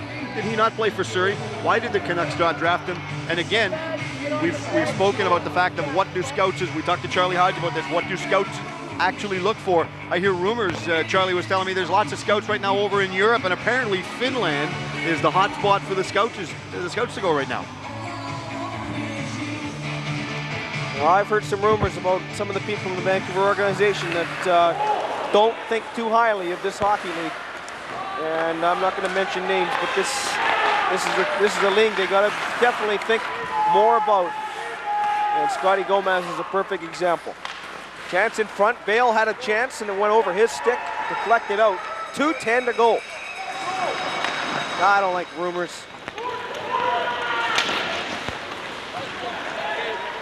Chance in front. Great opportunity there for Clora, and it hits a Langley skate as Clora made his way into the front of the net. Johnny Dugan wide open in front. Oh, what a save there by Stone, taking that one away, robbing Jace Deagle. Ivan Hummel up for Amiot. Amiot tries to gain the blue line, checked away. Here's Clora. Almost on a 2-on-1 situation. He's got a man break and then fail. Clora uses him in declay, holds on and takes a shot and just misses. Matt Greyeyes tried to turn it away. Ivan Hummel now. As the Hornets bring the puck out to the neutral zone, try to get it in deep. They do so, but it's quickly cleared out. Deagle. Ivan Hummel had a line on him, and Deagle just threw it away. Amiot to the neutral zone. Quickly turned away. Here's Ringstad on a giveaway with Folk. Ringstad to the right. That's BJ Gostad, holds onto it, back to the right point. Smith, the wrist shots, blocked. Olsen gets the rebound. 1 minute left in this second period. Now, Greyeyes and Steve the Hornets having all sorts of trouble corralling that puck and clearing it out. Here's Ivan Hummel. He can get you a big goal at times. But not then. Not that time. Had that one poke checked away from him. On the right side, Ivan Hummel. And now Gostad. River joins to it, hits the referee's skates. Now Ivan Hummel, or Amiot, check that. Clear it out. And the Hornets, with just 10 seconds to go in this period, and a 4-3 lead, send the puck to the neutral zone, brought out. Gostad's hooked, and there won't be a chance to shoot for him. And now Kosh checks Gostad into the bench, and Gostad did not like that. No, the gate wasn't even locked proper, Terry, and of course, the spare goaltender was standing down there. He's supposed to keep that one closed if that's where he's going to be. Good crowd on hand here tonight. Take this game in after 2 periods, Terry. 4-3 for Langley. And Steve, in our second period intermission, we'll have a special guest, the play-by-play broadcaster for CJIB. And Vernon, I want to know what the rumor was were they going to move to Salmon Island last year or not? Well, we'll find out. We'll ask Rob Abramenko what's going on. Coming up, 4-3 Langley leads after 2.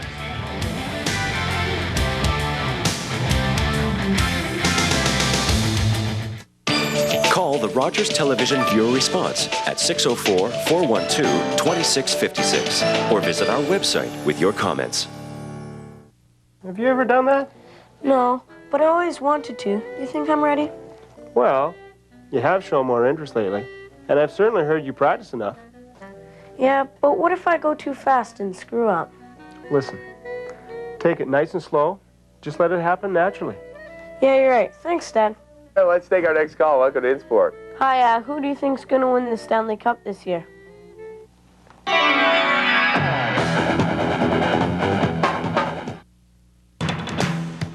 Trading. What would you look at in terms of what the assets prior to distribution? did you find real value? The 3.8% rise. Money talks. When Chris Tidd talks about money, you should be listening. Still haven't heard of Plugged In? It's the program that brings you the good news stories on the positive majority of teams, the community events that bring us together, and the people that are making a difference. Get Plugged In every weekday at 6:30 p.m. I'm Fiona Forbes, host of Daytime. You never know what will happen on our show. Music, wrestling, even wildlife. Join us and find out for yourself. Watch Daytime Monday through Friday live at noon on Rogers Television. It was Friday morn when we set sail, and we were not far from land.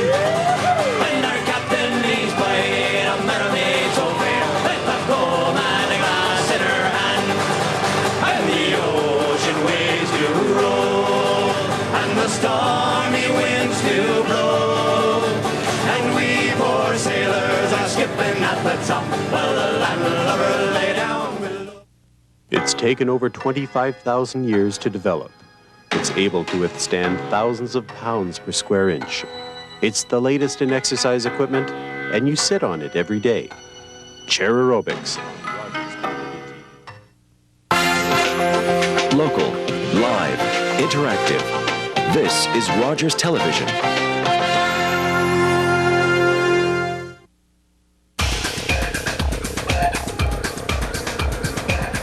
Back at the Ice Sports Langley Civic Center, where I'm proud to introduce our intermission guest and the Vernon Vipers play-by-play man for CJIB, Rob Abramenko. Rob, welcome aboard. You're not doing tonight's game, but you will be back tomorrow. Yeah, that's right. They've given me the night off, Terry, and I'm enjoying a heck of a game. I mean, you gotta love junior A hockey. It's fantastic. End-to-end rushing. You got some big hits and some great goaltending. It's absolutely fantastic. Well, let's talk about the Vipers, national champions last year, the fourth championship for the town of Vernon in the 1990s.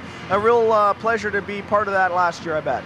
Oh, absolutely. And just with the 4 national titles, I'm a Vernon boy. I grew up watching the Vernon Lakers, and I was a part of that Centennial Cup broadcast back in 1990 when we hosted it.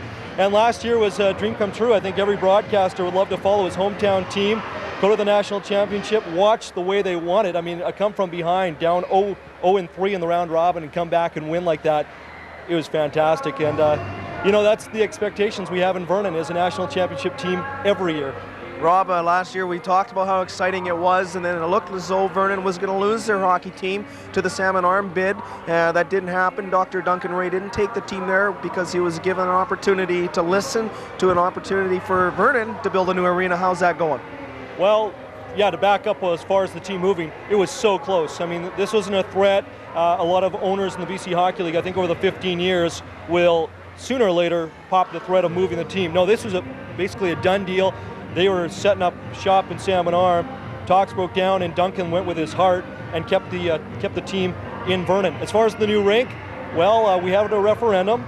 All the fans and citizens of Vernon decided, yeah, jack up our taxes. We want a new rink. And right now, they've just hired a person to oversee the project. They're trying to work out some land agreements, but it's going ahead, a 3,500-seat arena, and hopefully we'll see that around 2001, 2002, hopefully.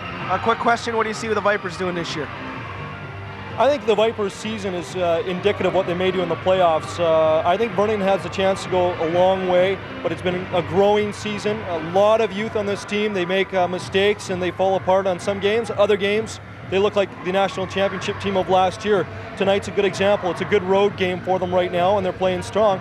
I think Vernon has a good chance, especially with the way I think really the whole league is so tight. I mean, you can't rule out anyone. So you can't rule out the Vipers, but you can't rule out Prince George or the Merits in the interior division and in the island and lower mainland division. Wow, I mean, anybody can knock off anyone. Yeah, we've had some great parity this year. I want to thank you for being our guest tonight. I had a pleasure last year being part of the championship team with the series in Chilliwack, and always a pleasure to see you around the rinks. Thanks, Rob Abramenko's been my guest, a 4-3 lead for the Langley Hornets. We'll be back with third period action in 1 minute.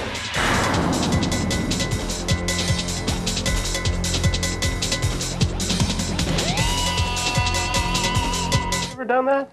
No, but I always wanted to. You think I'm ready? Well, you have shown more interest lately, and I've certainly heard you practice.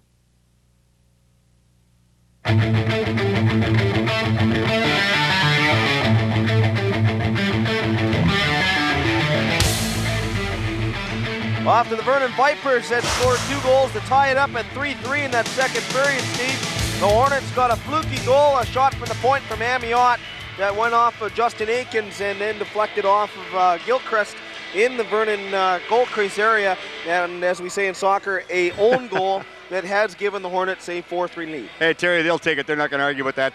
But here we can see the summary on the period right there. 5th goal, as you can see, for Vernon, Ron Custat and Fork. And, of course, Vernon got the other 2 right there. As you can see right there, Langley, Mr. Aikens is playing an exceptional game. So is Amiot and Kowalski. You've mentioned his name a lot, but he hasn't been a big presence so far, but he is well known. Now, just before referee Randy Webb gets set to drop the puck, I've got a program here. It's from the Utah Grizzlies in the International League, and the one thing I've noticed in the book reading through it, it says they've rated the referees. Referee Kelly Sutherland is rated, from Richmond, mind you, rated the best referee in the league, and they've given him a 20% rating, and of course Tommy Cowell from the Kelowna area or Seattle area is rated 3rd, and he's got 15%. So nice to see some of our local products doing well in the States. And Kelly's been down there for about 4 years now, and I understood that he was high on the NHL prospect list, and we haven't seen him yet in the National Hockey League. We haven't, but I'll tell you about him first stoppage of play. Play underway in this third period with Langley leading 4-3 after they led 3-1 after 1 period. It was 3-3 at one point in that second, and now 4-3 on the go-ahead goal by Justin Aikens, his 2nd goal of the game, his 26th of the season. He also has 1 assist to his credit.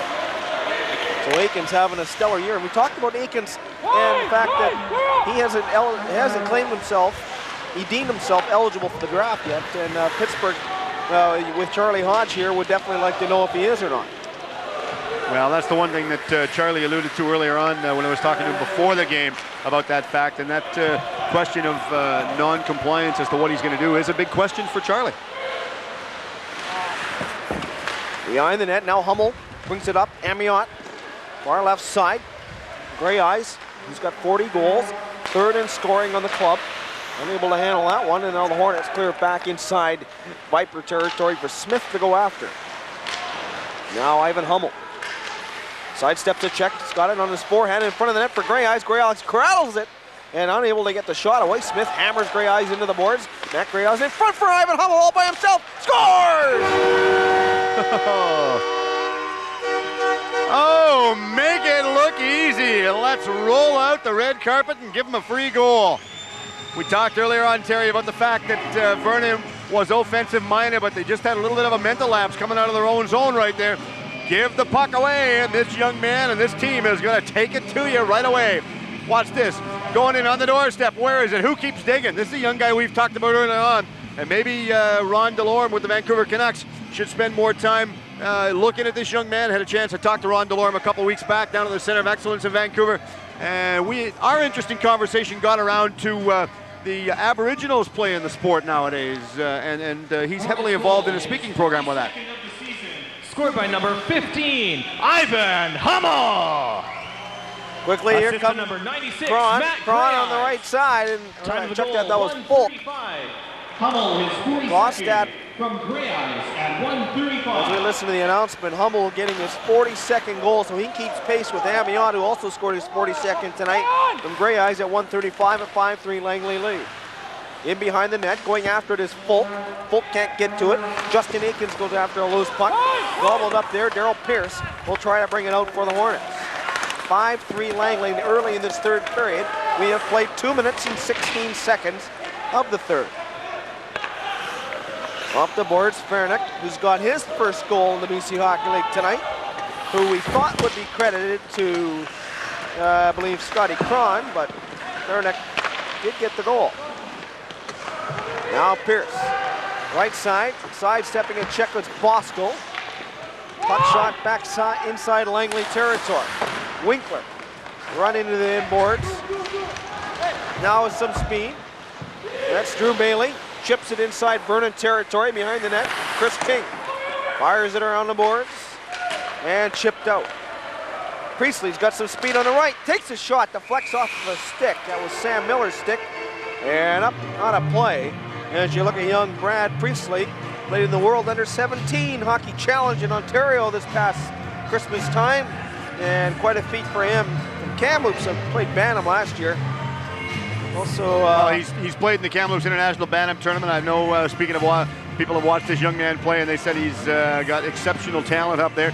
And the young gentleman that's on the ice right now that, well, maybe not right this minute, that leads the team as far as shots for Vernon is number 36, Mr. John Dugan. Leads over 2 periods with 4 shots. Dugan, who opened the scoring in this game today with his 5th of the year on the power play. 5-3 Langley leads. Play in the neutral zone. Wobbling a loose puck is John Dugan. Dugan into the slot area. Dropped it there. McGowan out of the backhand. Stone the save. The rebound is there, and McGowan put it off the side of the net. Now is dumped behind the net. Dugan behind for McGowan. Tried to hit Corey Davison in front. Kept it at the blue line.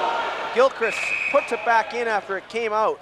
And Gilchrist gets nailed with the offside in a play stoppage with 3:37 gone in this third period. And several fans being entertained out here by this exceptionally well-played game at the arena here. And the person we should mention that leads the Langley Hornets with shots on goal right now is number 27, Kyle Amiot. He actually has 5. Riley Olsen on your screen gets set for this face-off outside the blue line. Olsen fires it back inside Langley territory.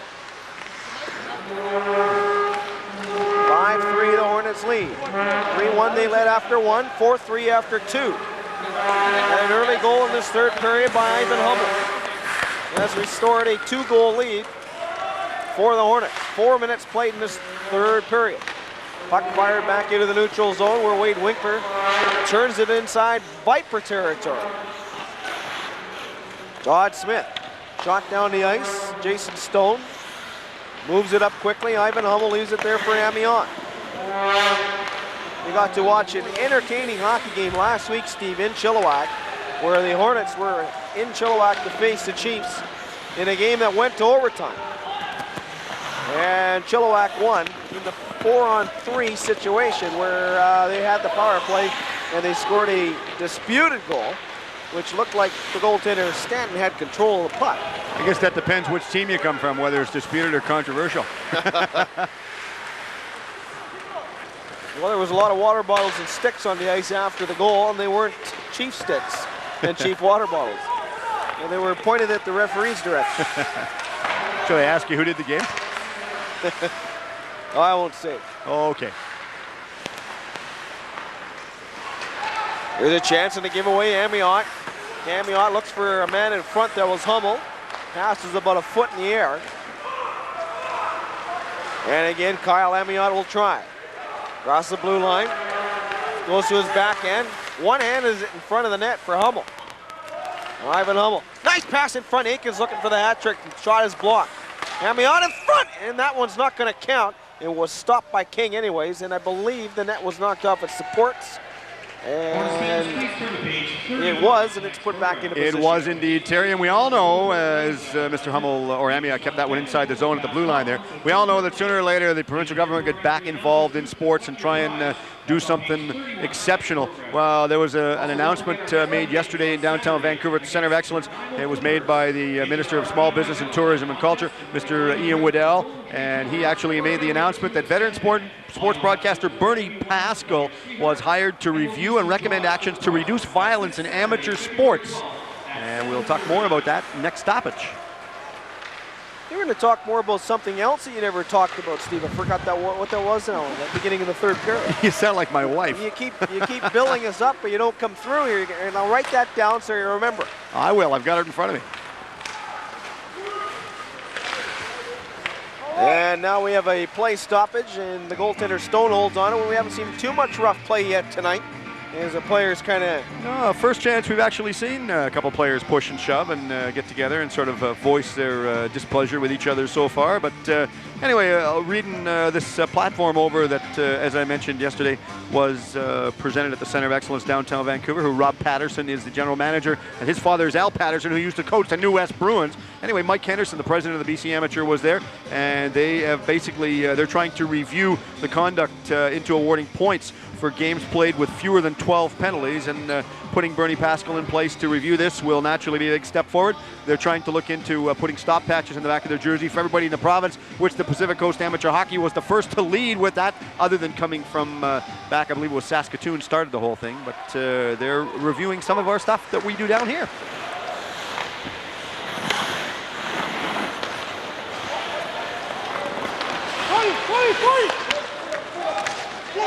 Play back inside Langley territory. They go in after it, and they get it out. And they'll do a lot of that with a 2-goal lead here. 5-3 they lead over the second place Vernon Vipers in the Interior Division, 5 points behind the Penticton Panthers.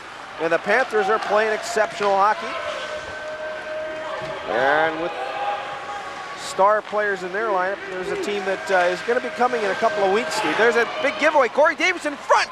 Oh, either Stone got a piece of it or the puck was fanned on. Kenny McGowan set up in front of the net by a line mate, Corey Davison. Cron behind the net was taken down. Davison after it. Neil Clark just clears it out. Smith over to Olsen. Olsen fires it back inside Langley territory. Left behind the net. Hornets try to clear it. McGowan keeps it in. Gobbled up by Winkler. He's got a man breaking this. Grabowski along with Drew Bailey offside. Drew Bailey will complain about Going to have a penalty too for Langley, Terry. He shot the puck after the whistle went, and I don't know how he could not call the offside there. Good call by David Jones. Bailey was going about 100 miles an hour, and he didn't let up at the blue line. Watch this. Good move to pick up some speed as Grabowski comes down. The whistle has already gone. Bailey questions it, and he shot the puck regardless. He's going to go to the sin bin and sit for a couple of minutes. I was going to ask you earlier on, Terry, a little follow-up to what I mentioned. Can you name the only National Hockey League team that has 2 BC Hockey League players currently playing on their roster? And I give you part of it. Who? Yes, I can. That'll be the Dallas Stars with Brett Hall and Gilchrist. Brent Gilchrist. Okay, but name the other one then. With Dallas? Nope. The other one we were talking earlier on about young man's coming to town March the 4th. Scotty Gomez. Scotty Gomez, New Jersey Devils. Brent Morrison. Besides Brandon Morrison, but well, Brandon Morrison he goes up and down sometimes. He's very sporadic at his style of play from what we've been told. The other one that plays for the team is Brad Bombardier, who played with Paul River. 14, Chad Grabowski, 2 minutes for unsportsmanlike conduct. Time to penalty, 7:01. So the offside at the blue line costs the Langley Hornets a scoring opportunity and also costs them a man because they are shorthanded on the unsportsmanlike penalty to Grabowski. The 4th power play of the night for Vernon. They're 1 for 3. 12 minutes, 35 seconds to go in this third period. Corey Davison spins back in his own end. His club trails by 2 goals, 5-3. Davison loses control of it. And it's shot back down the ice. John Dugan back after it from Anchorage, Alaska. Pass moved ahead. Gilchrist fires it back inside Langley territory. That's McGowan behind the net. They're in the corner, digging away, joined by 2 other players, Davison and Cron. Cron gets the puck back for Gilchrist. Gilchrist takes a shot, deflects. Stone gets his right leg on it. And another shot there by Cron. Gilchrist again. And he puts that one for the front of the net, but it's cleared all the way down the ice. 50. Good.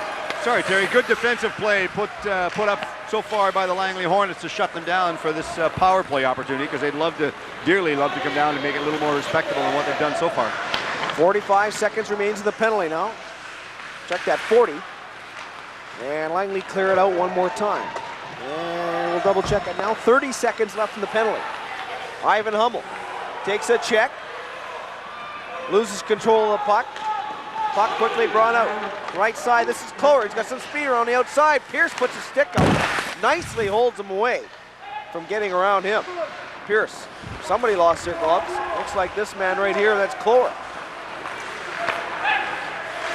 Waits for it in the slot. Oh, he was open for a second. Unable to get the pass to him.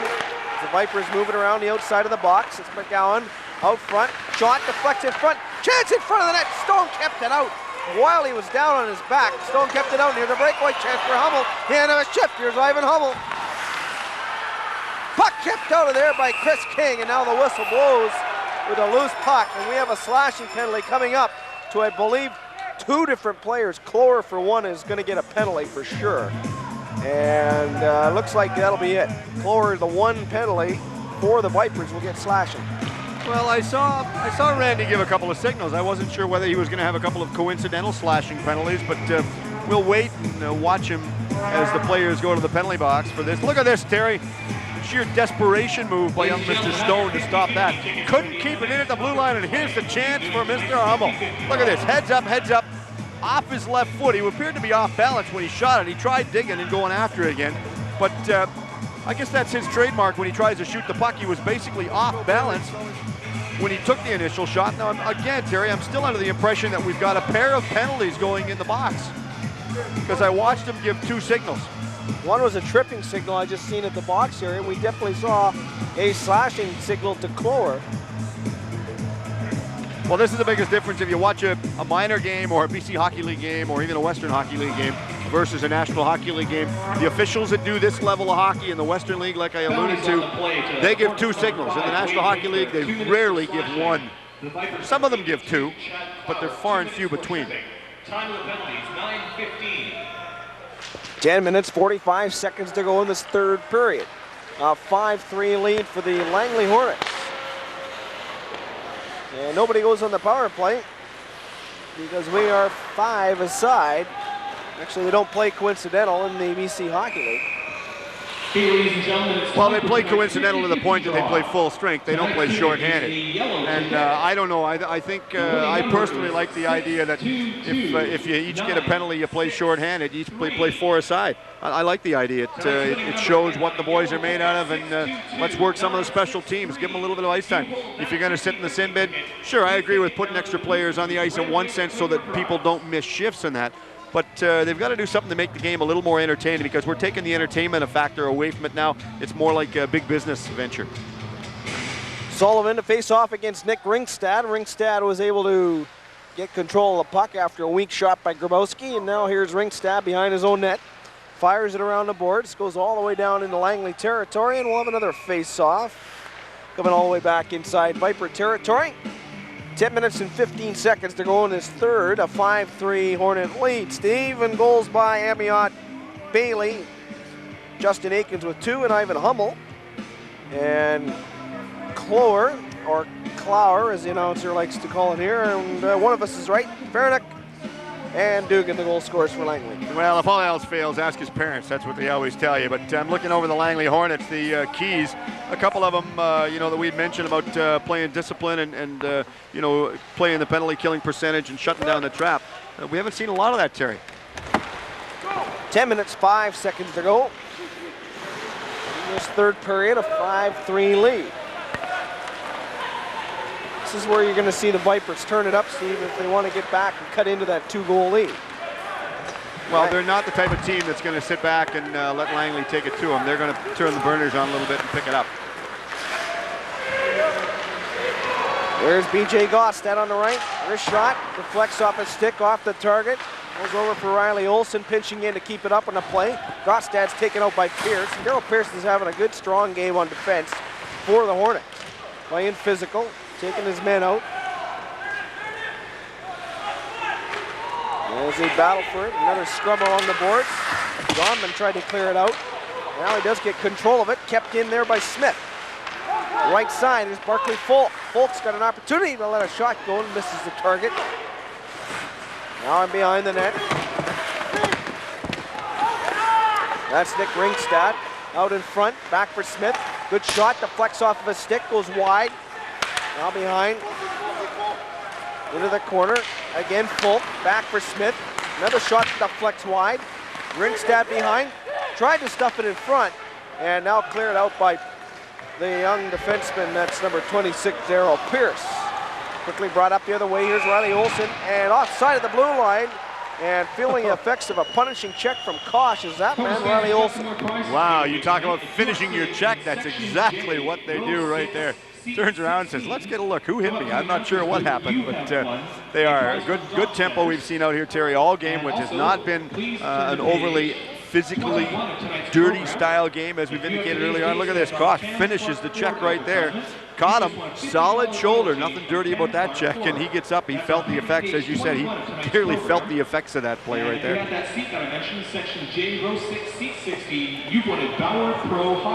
Okay, the face-off outside Langley's blue line. Now we have 8 minutes and 35 seconds to go in this third period, a 5-3 Hornet lead. Yamian leaves it up for Ivan Hummel.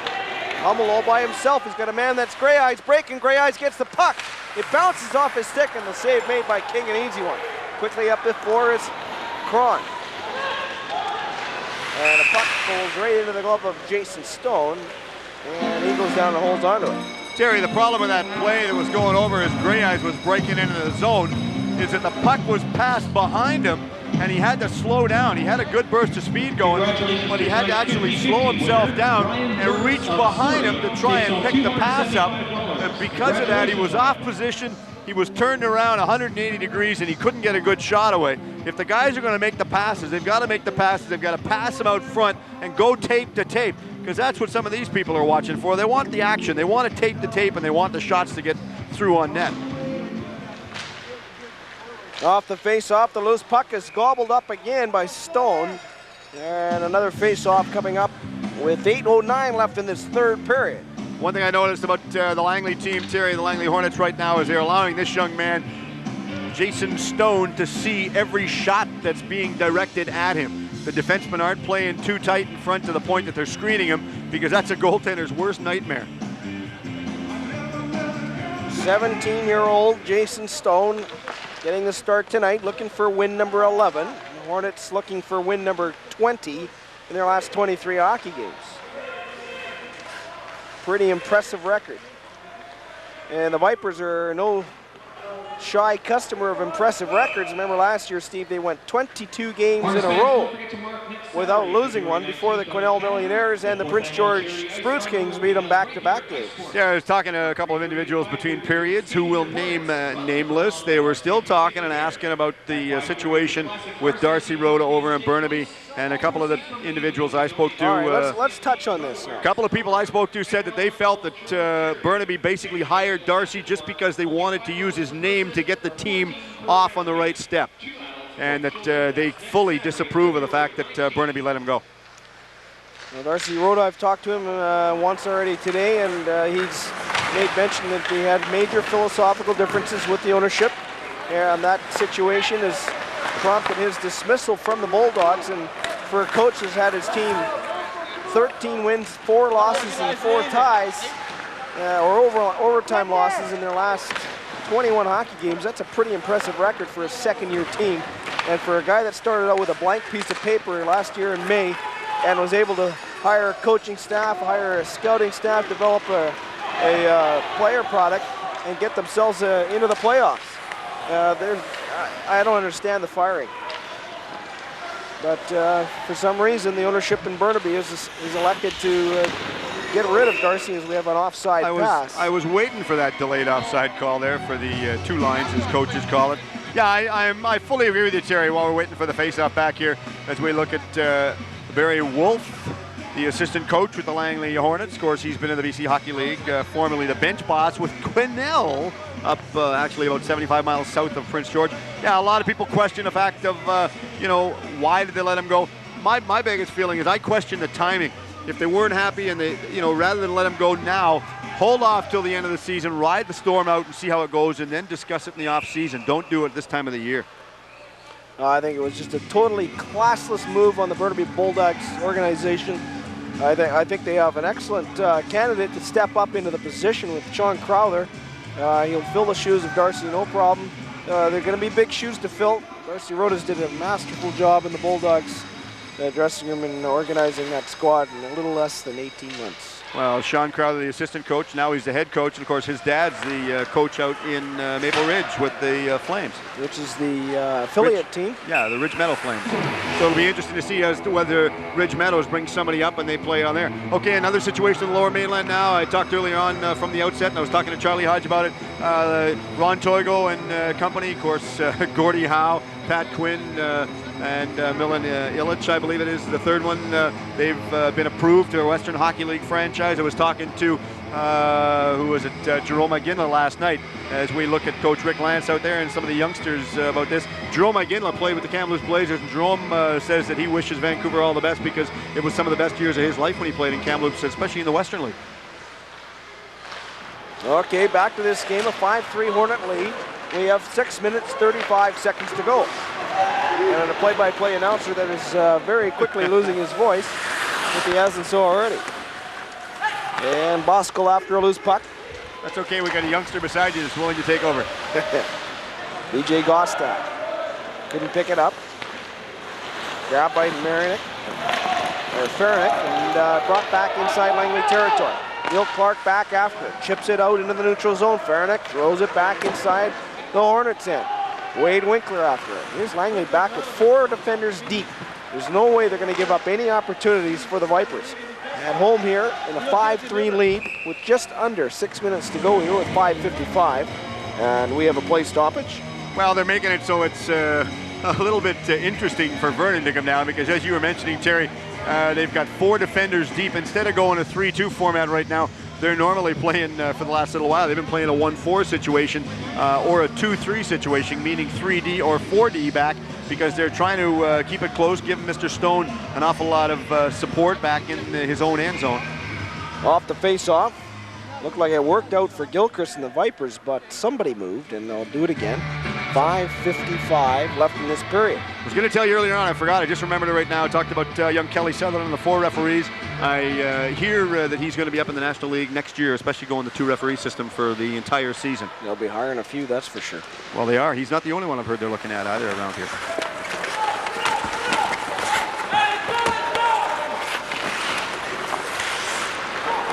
Puck at the blue line, kept in. There's a chance for Dugan. Lets a shot go. McGowan was looking for a rebound in behind Stone, and it snuck out behind Stone and behind the net.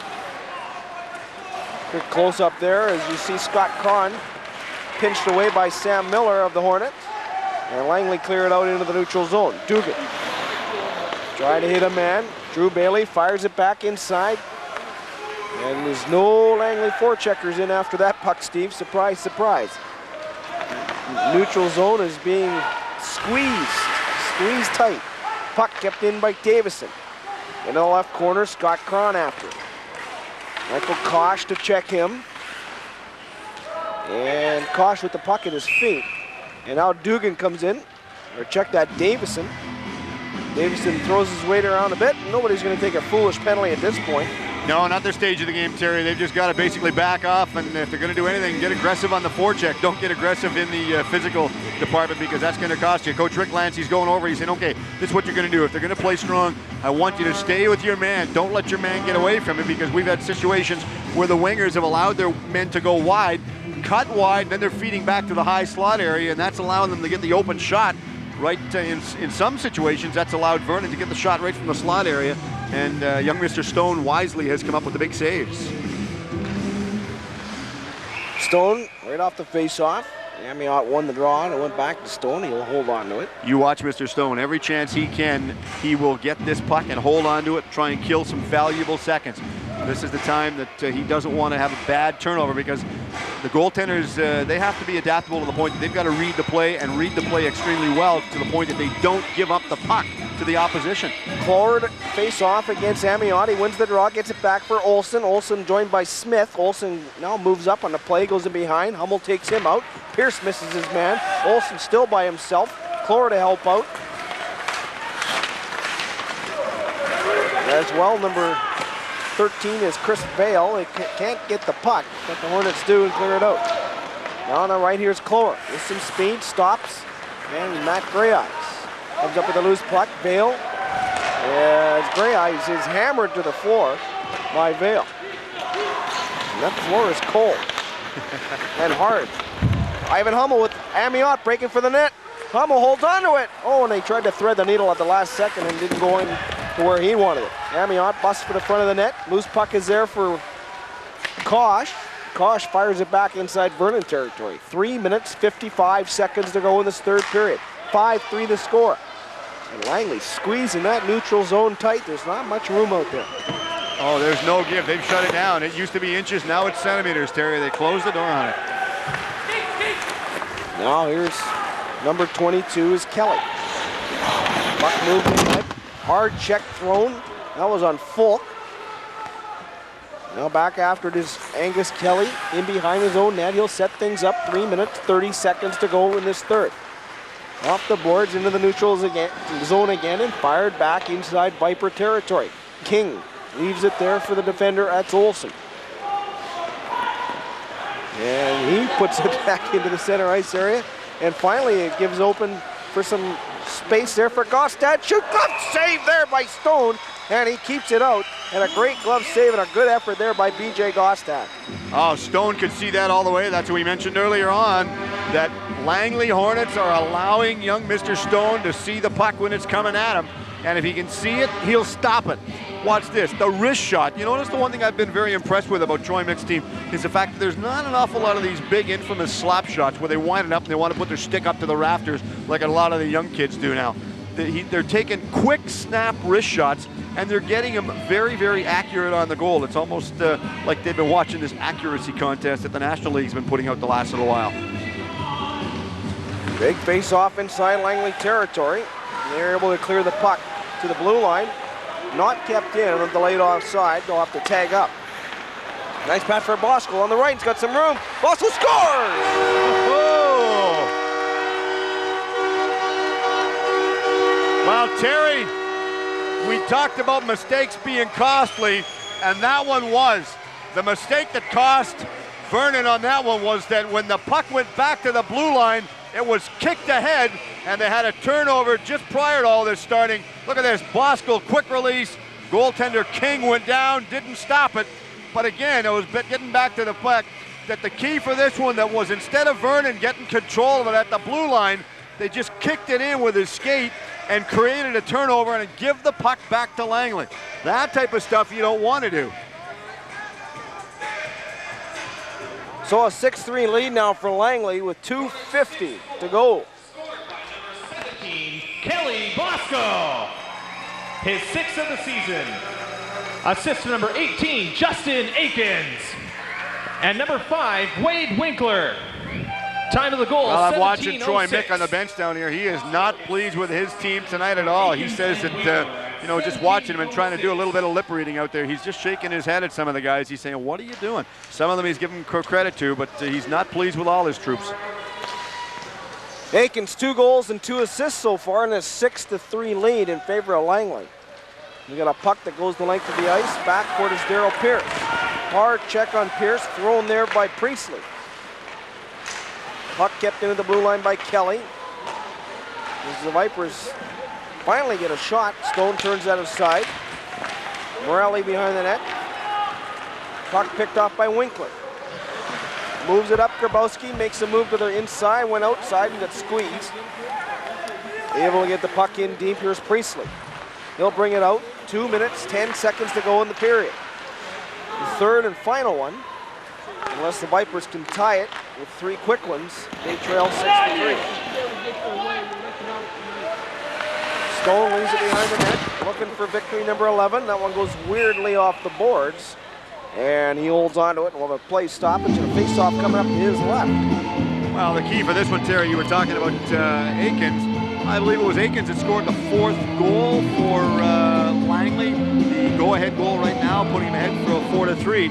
And clearly he is, no question about it, the player that's turned this game around for Langley. There's Justin Aikens. We mentioned 2 goals, 2 assists. And barring any real changes in the scoring, he's going to be our game star today.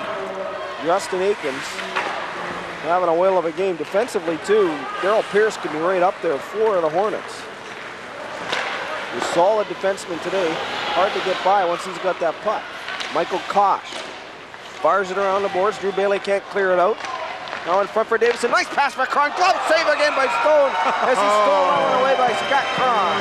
The look at his face says it all. What do we have to do? How did he stop it? Oh man, you talk about Stone looking for his 11th victory. Look at this, quick release, quick grab. What's he doing in the offseason? He must play baseball, because with a grab like that, boy, no question about it. Wins right there, 10-4, goals against average 4.78. The save percentages, it doesn't get much better than that, 85.7%. I know lots of goaltenders would love to have a save percentage like that. There's your score, 6-3. Off the face-off, the long shot's blocked by Hornets. Gray eyes, and now here's Hummel on the right side. Lets the wrist shot right on, King the save. And he corrals it with 1:12 to go in this 3rd period, and a 6-3 Langley lead. See, Terry, what Vernon has to do right now is if they're going to get the shots away, it's understood. They're getting the shots on goal, but the shots they're getting on goal, Stone is stopping because he's allowed to see them. If they're going to shoot the puck on goal right now, shoot it at one of the players and take a chance that it's going to deflect off one of them. Off the draw, that's Neil Clark. Now check that Hummel. Can't make any moves. The puck's cleared, kept in at the blue line by Goff. As we are into that last minute now. 6-3 Langley, looking to win their 20th of their last 23. Gray Ice tries to clear it out. Puck shot back inside Langley territory for Amiot. Kelly back after it. Now it's just a matter of time with just 35 seconds left, Steve. As the Vipers back in their own end. Amiot steals it. Up for Hummel. Hummel all by himself. Oh, and he had an opportunity to get it up high and did not. But King has it. Play stoppage, 25 seconds to go. 6-3 Hornets. Oh, wisely, King holds on to that. I'm a little surprised right now that even Troy Mick has not called a timeout to talk to his boys to see how they're going to play or give them a little bit of indication as to what he wants them to do. He's calling him right now. He's talking. He's saying, okay, Williamson, get off the ice. Don't prevent it. And I see Troy call him off, finally called him off. They're having a little bit of verbal discussion on the bench, and Troy is saying, knock it off. Don't worry about it. Cooler heads prevail. There you can see him give a little bit of pat in the back and good indications to Williamson, so he knows that he did his job. Off the face-off, eludes Sam Miller, goes all the way back inside Langley territory. 20 seconds to go.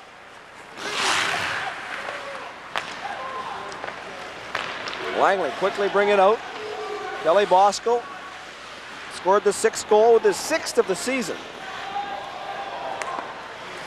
But Justin Aikens, the real big story. 2 goals and 2 assists for the Hornets. As we wind this one down, that's it. A 6-3 final for the Hornets. Well, if you're a Langley fan, you've got to love it. If you're a hockey fan, you definitely love it, because we have been witness, Terry, to a game that has been played exceptional by both teams. I thought out here we watched the officials, Randy Webb and his 2 counterparts, Jonathan Chapman, David Jones. They let them play hockey. They played a solid game. They let the boys dictate who was going to do what. Rock'em sock'em hockey, but very, very entertaining. Not a high-scoring affair, not like a 12-11 score, but good end-to-end, fast-paced hockey, Terry. Very, very impressive to watch. Yeah, it was a good hockey game for the Langley Hornets. They're to come back. A little bit disappointing for the Vipers starting out on a 3-game road trip, Steve, after coming back from a 3-1 deficit and looking like they had controlled the hockey game at that point before a bad goal had given Langley a 4-3 lead when the Hornets seemed to pull away from there. That's absolutely true, especially considering the pace that they started out. They started out so quick, so aggressive, right from the opening draw. They got it back their D, and he fed it to the winger. The winger cut in, took the initial shot on goal, and Langley, it was like they were sleeping for the first couple of minutes because Vernon was taking it right to him, but then for whatever reason, somebody set the alarm clock and they went in snooze mode. Final thoughts, Steve, before you say Happy Valentine's Day to your sweetie? I was very impressed with the game. I thought Vernon as well as Langley clearly shows you and I as well as the viewers why this league is ranked one of the top junior leagues in, never mind the province, the rest of the country, because this is what hockey's all about. Very entertaining game. And the last thing, remind everybody out there, Valentine's Day is tomorrow. Buy sweets for your sweetie. Justin Aikens is our player of the game, 2 goals and 2 assists to lead the Langley Hornets to a 6-3 victory here at the Ice Sports Langley Civic Center. For Steve Erickson and John Strassel, Dave, Dick, and the rest of our Rogers Sports crew here at the Ice Sports Langley Civic Center, I'm Terry Murray. Thanks for joining us and Happy Valentine's Day.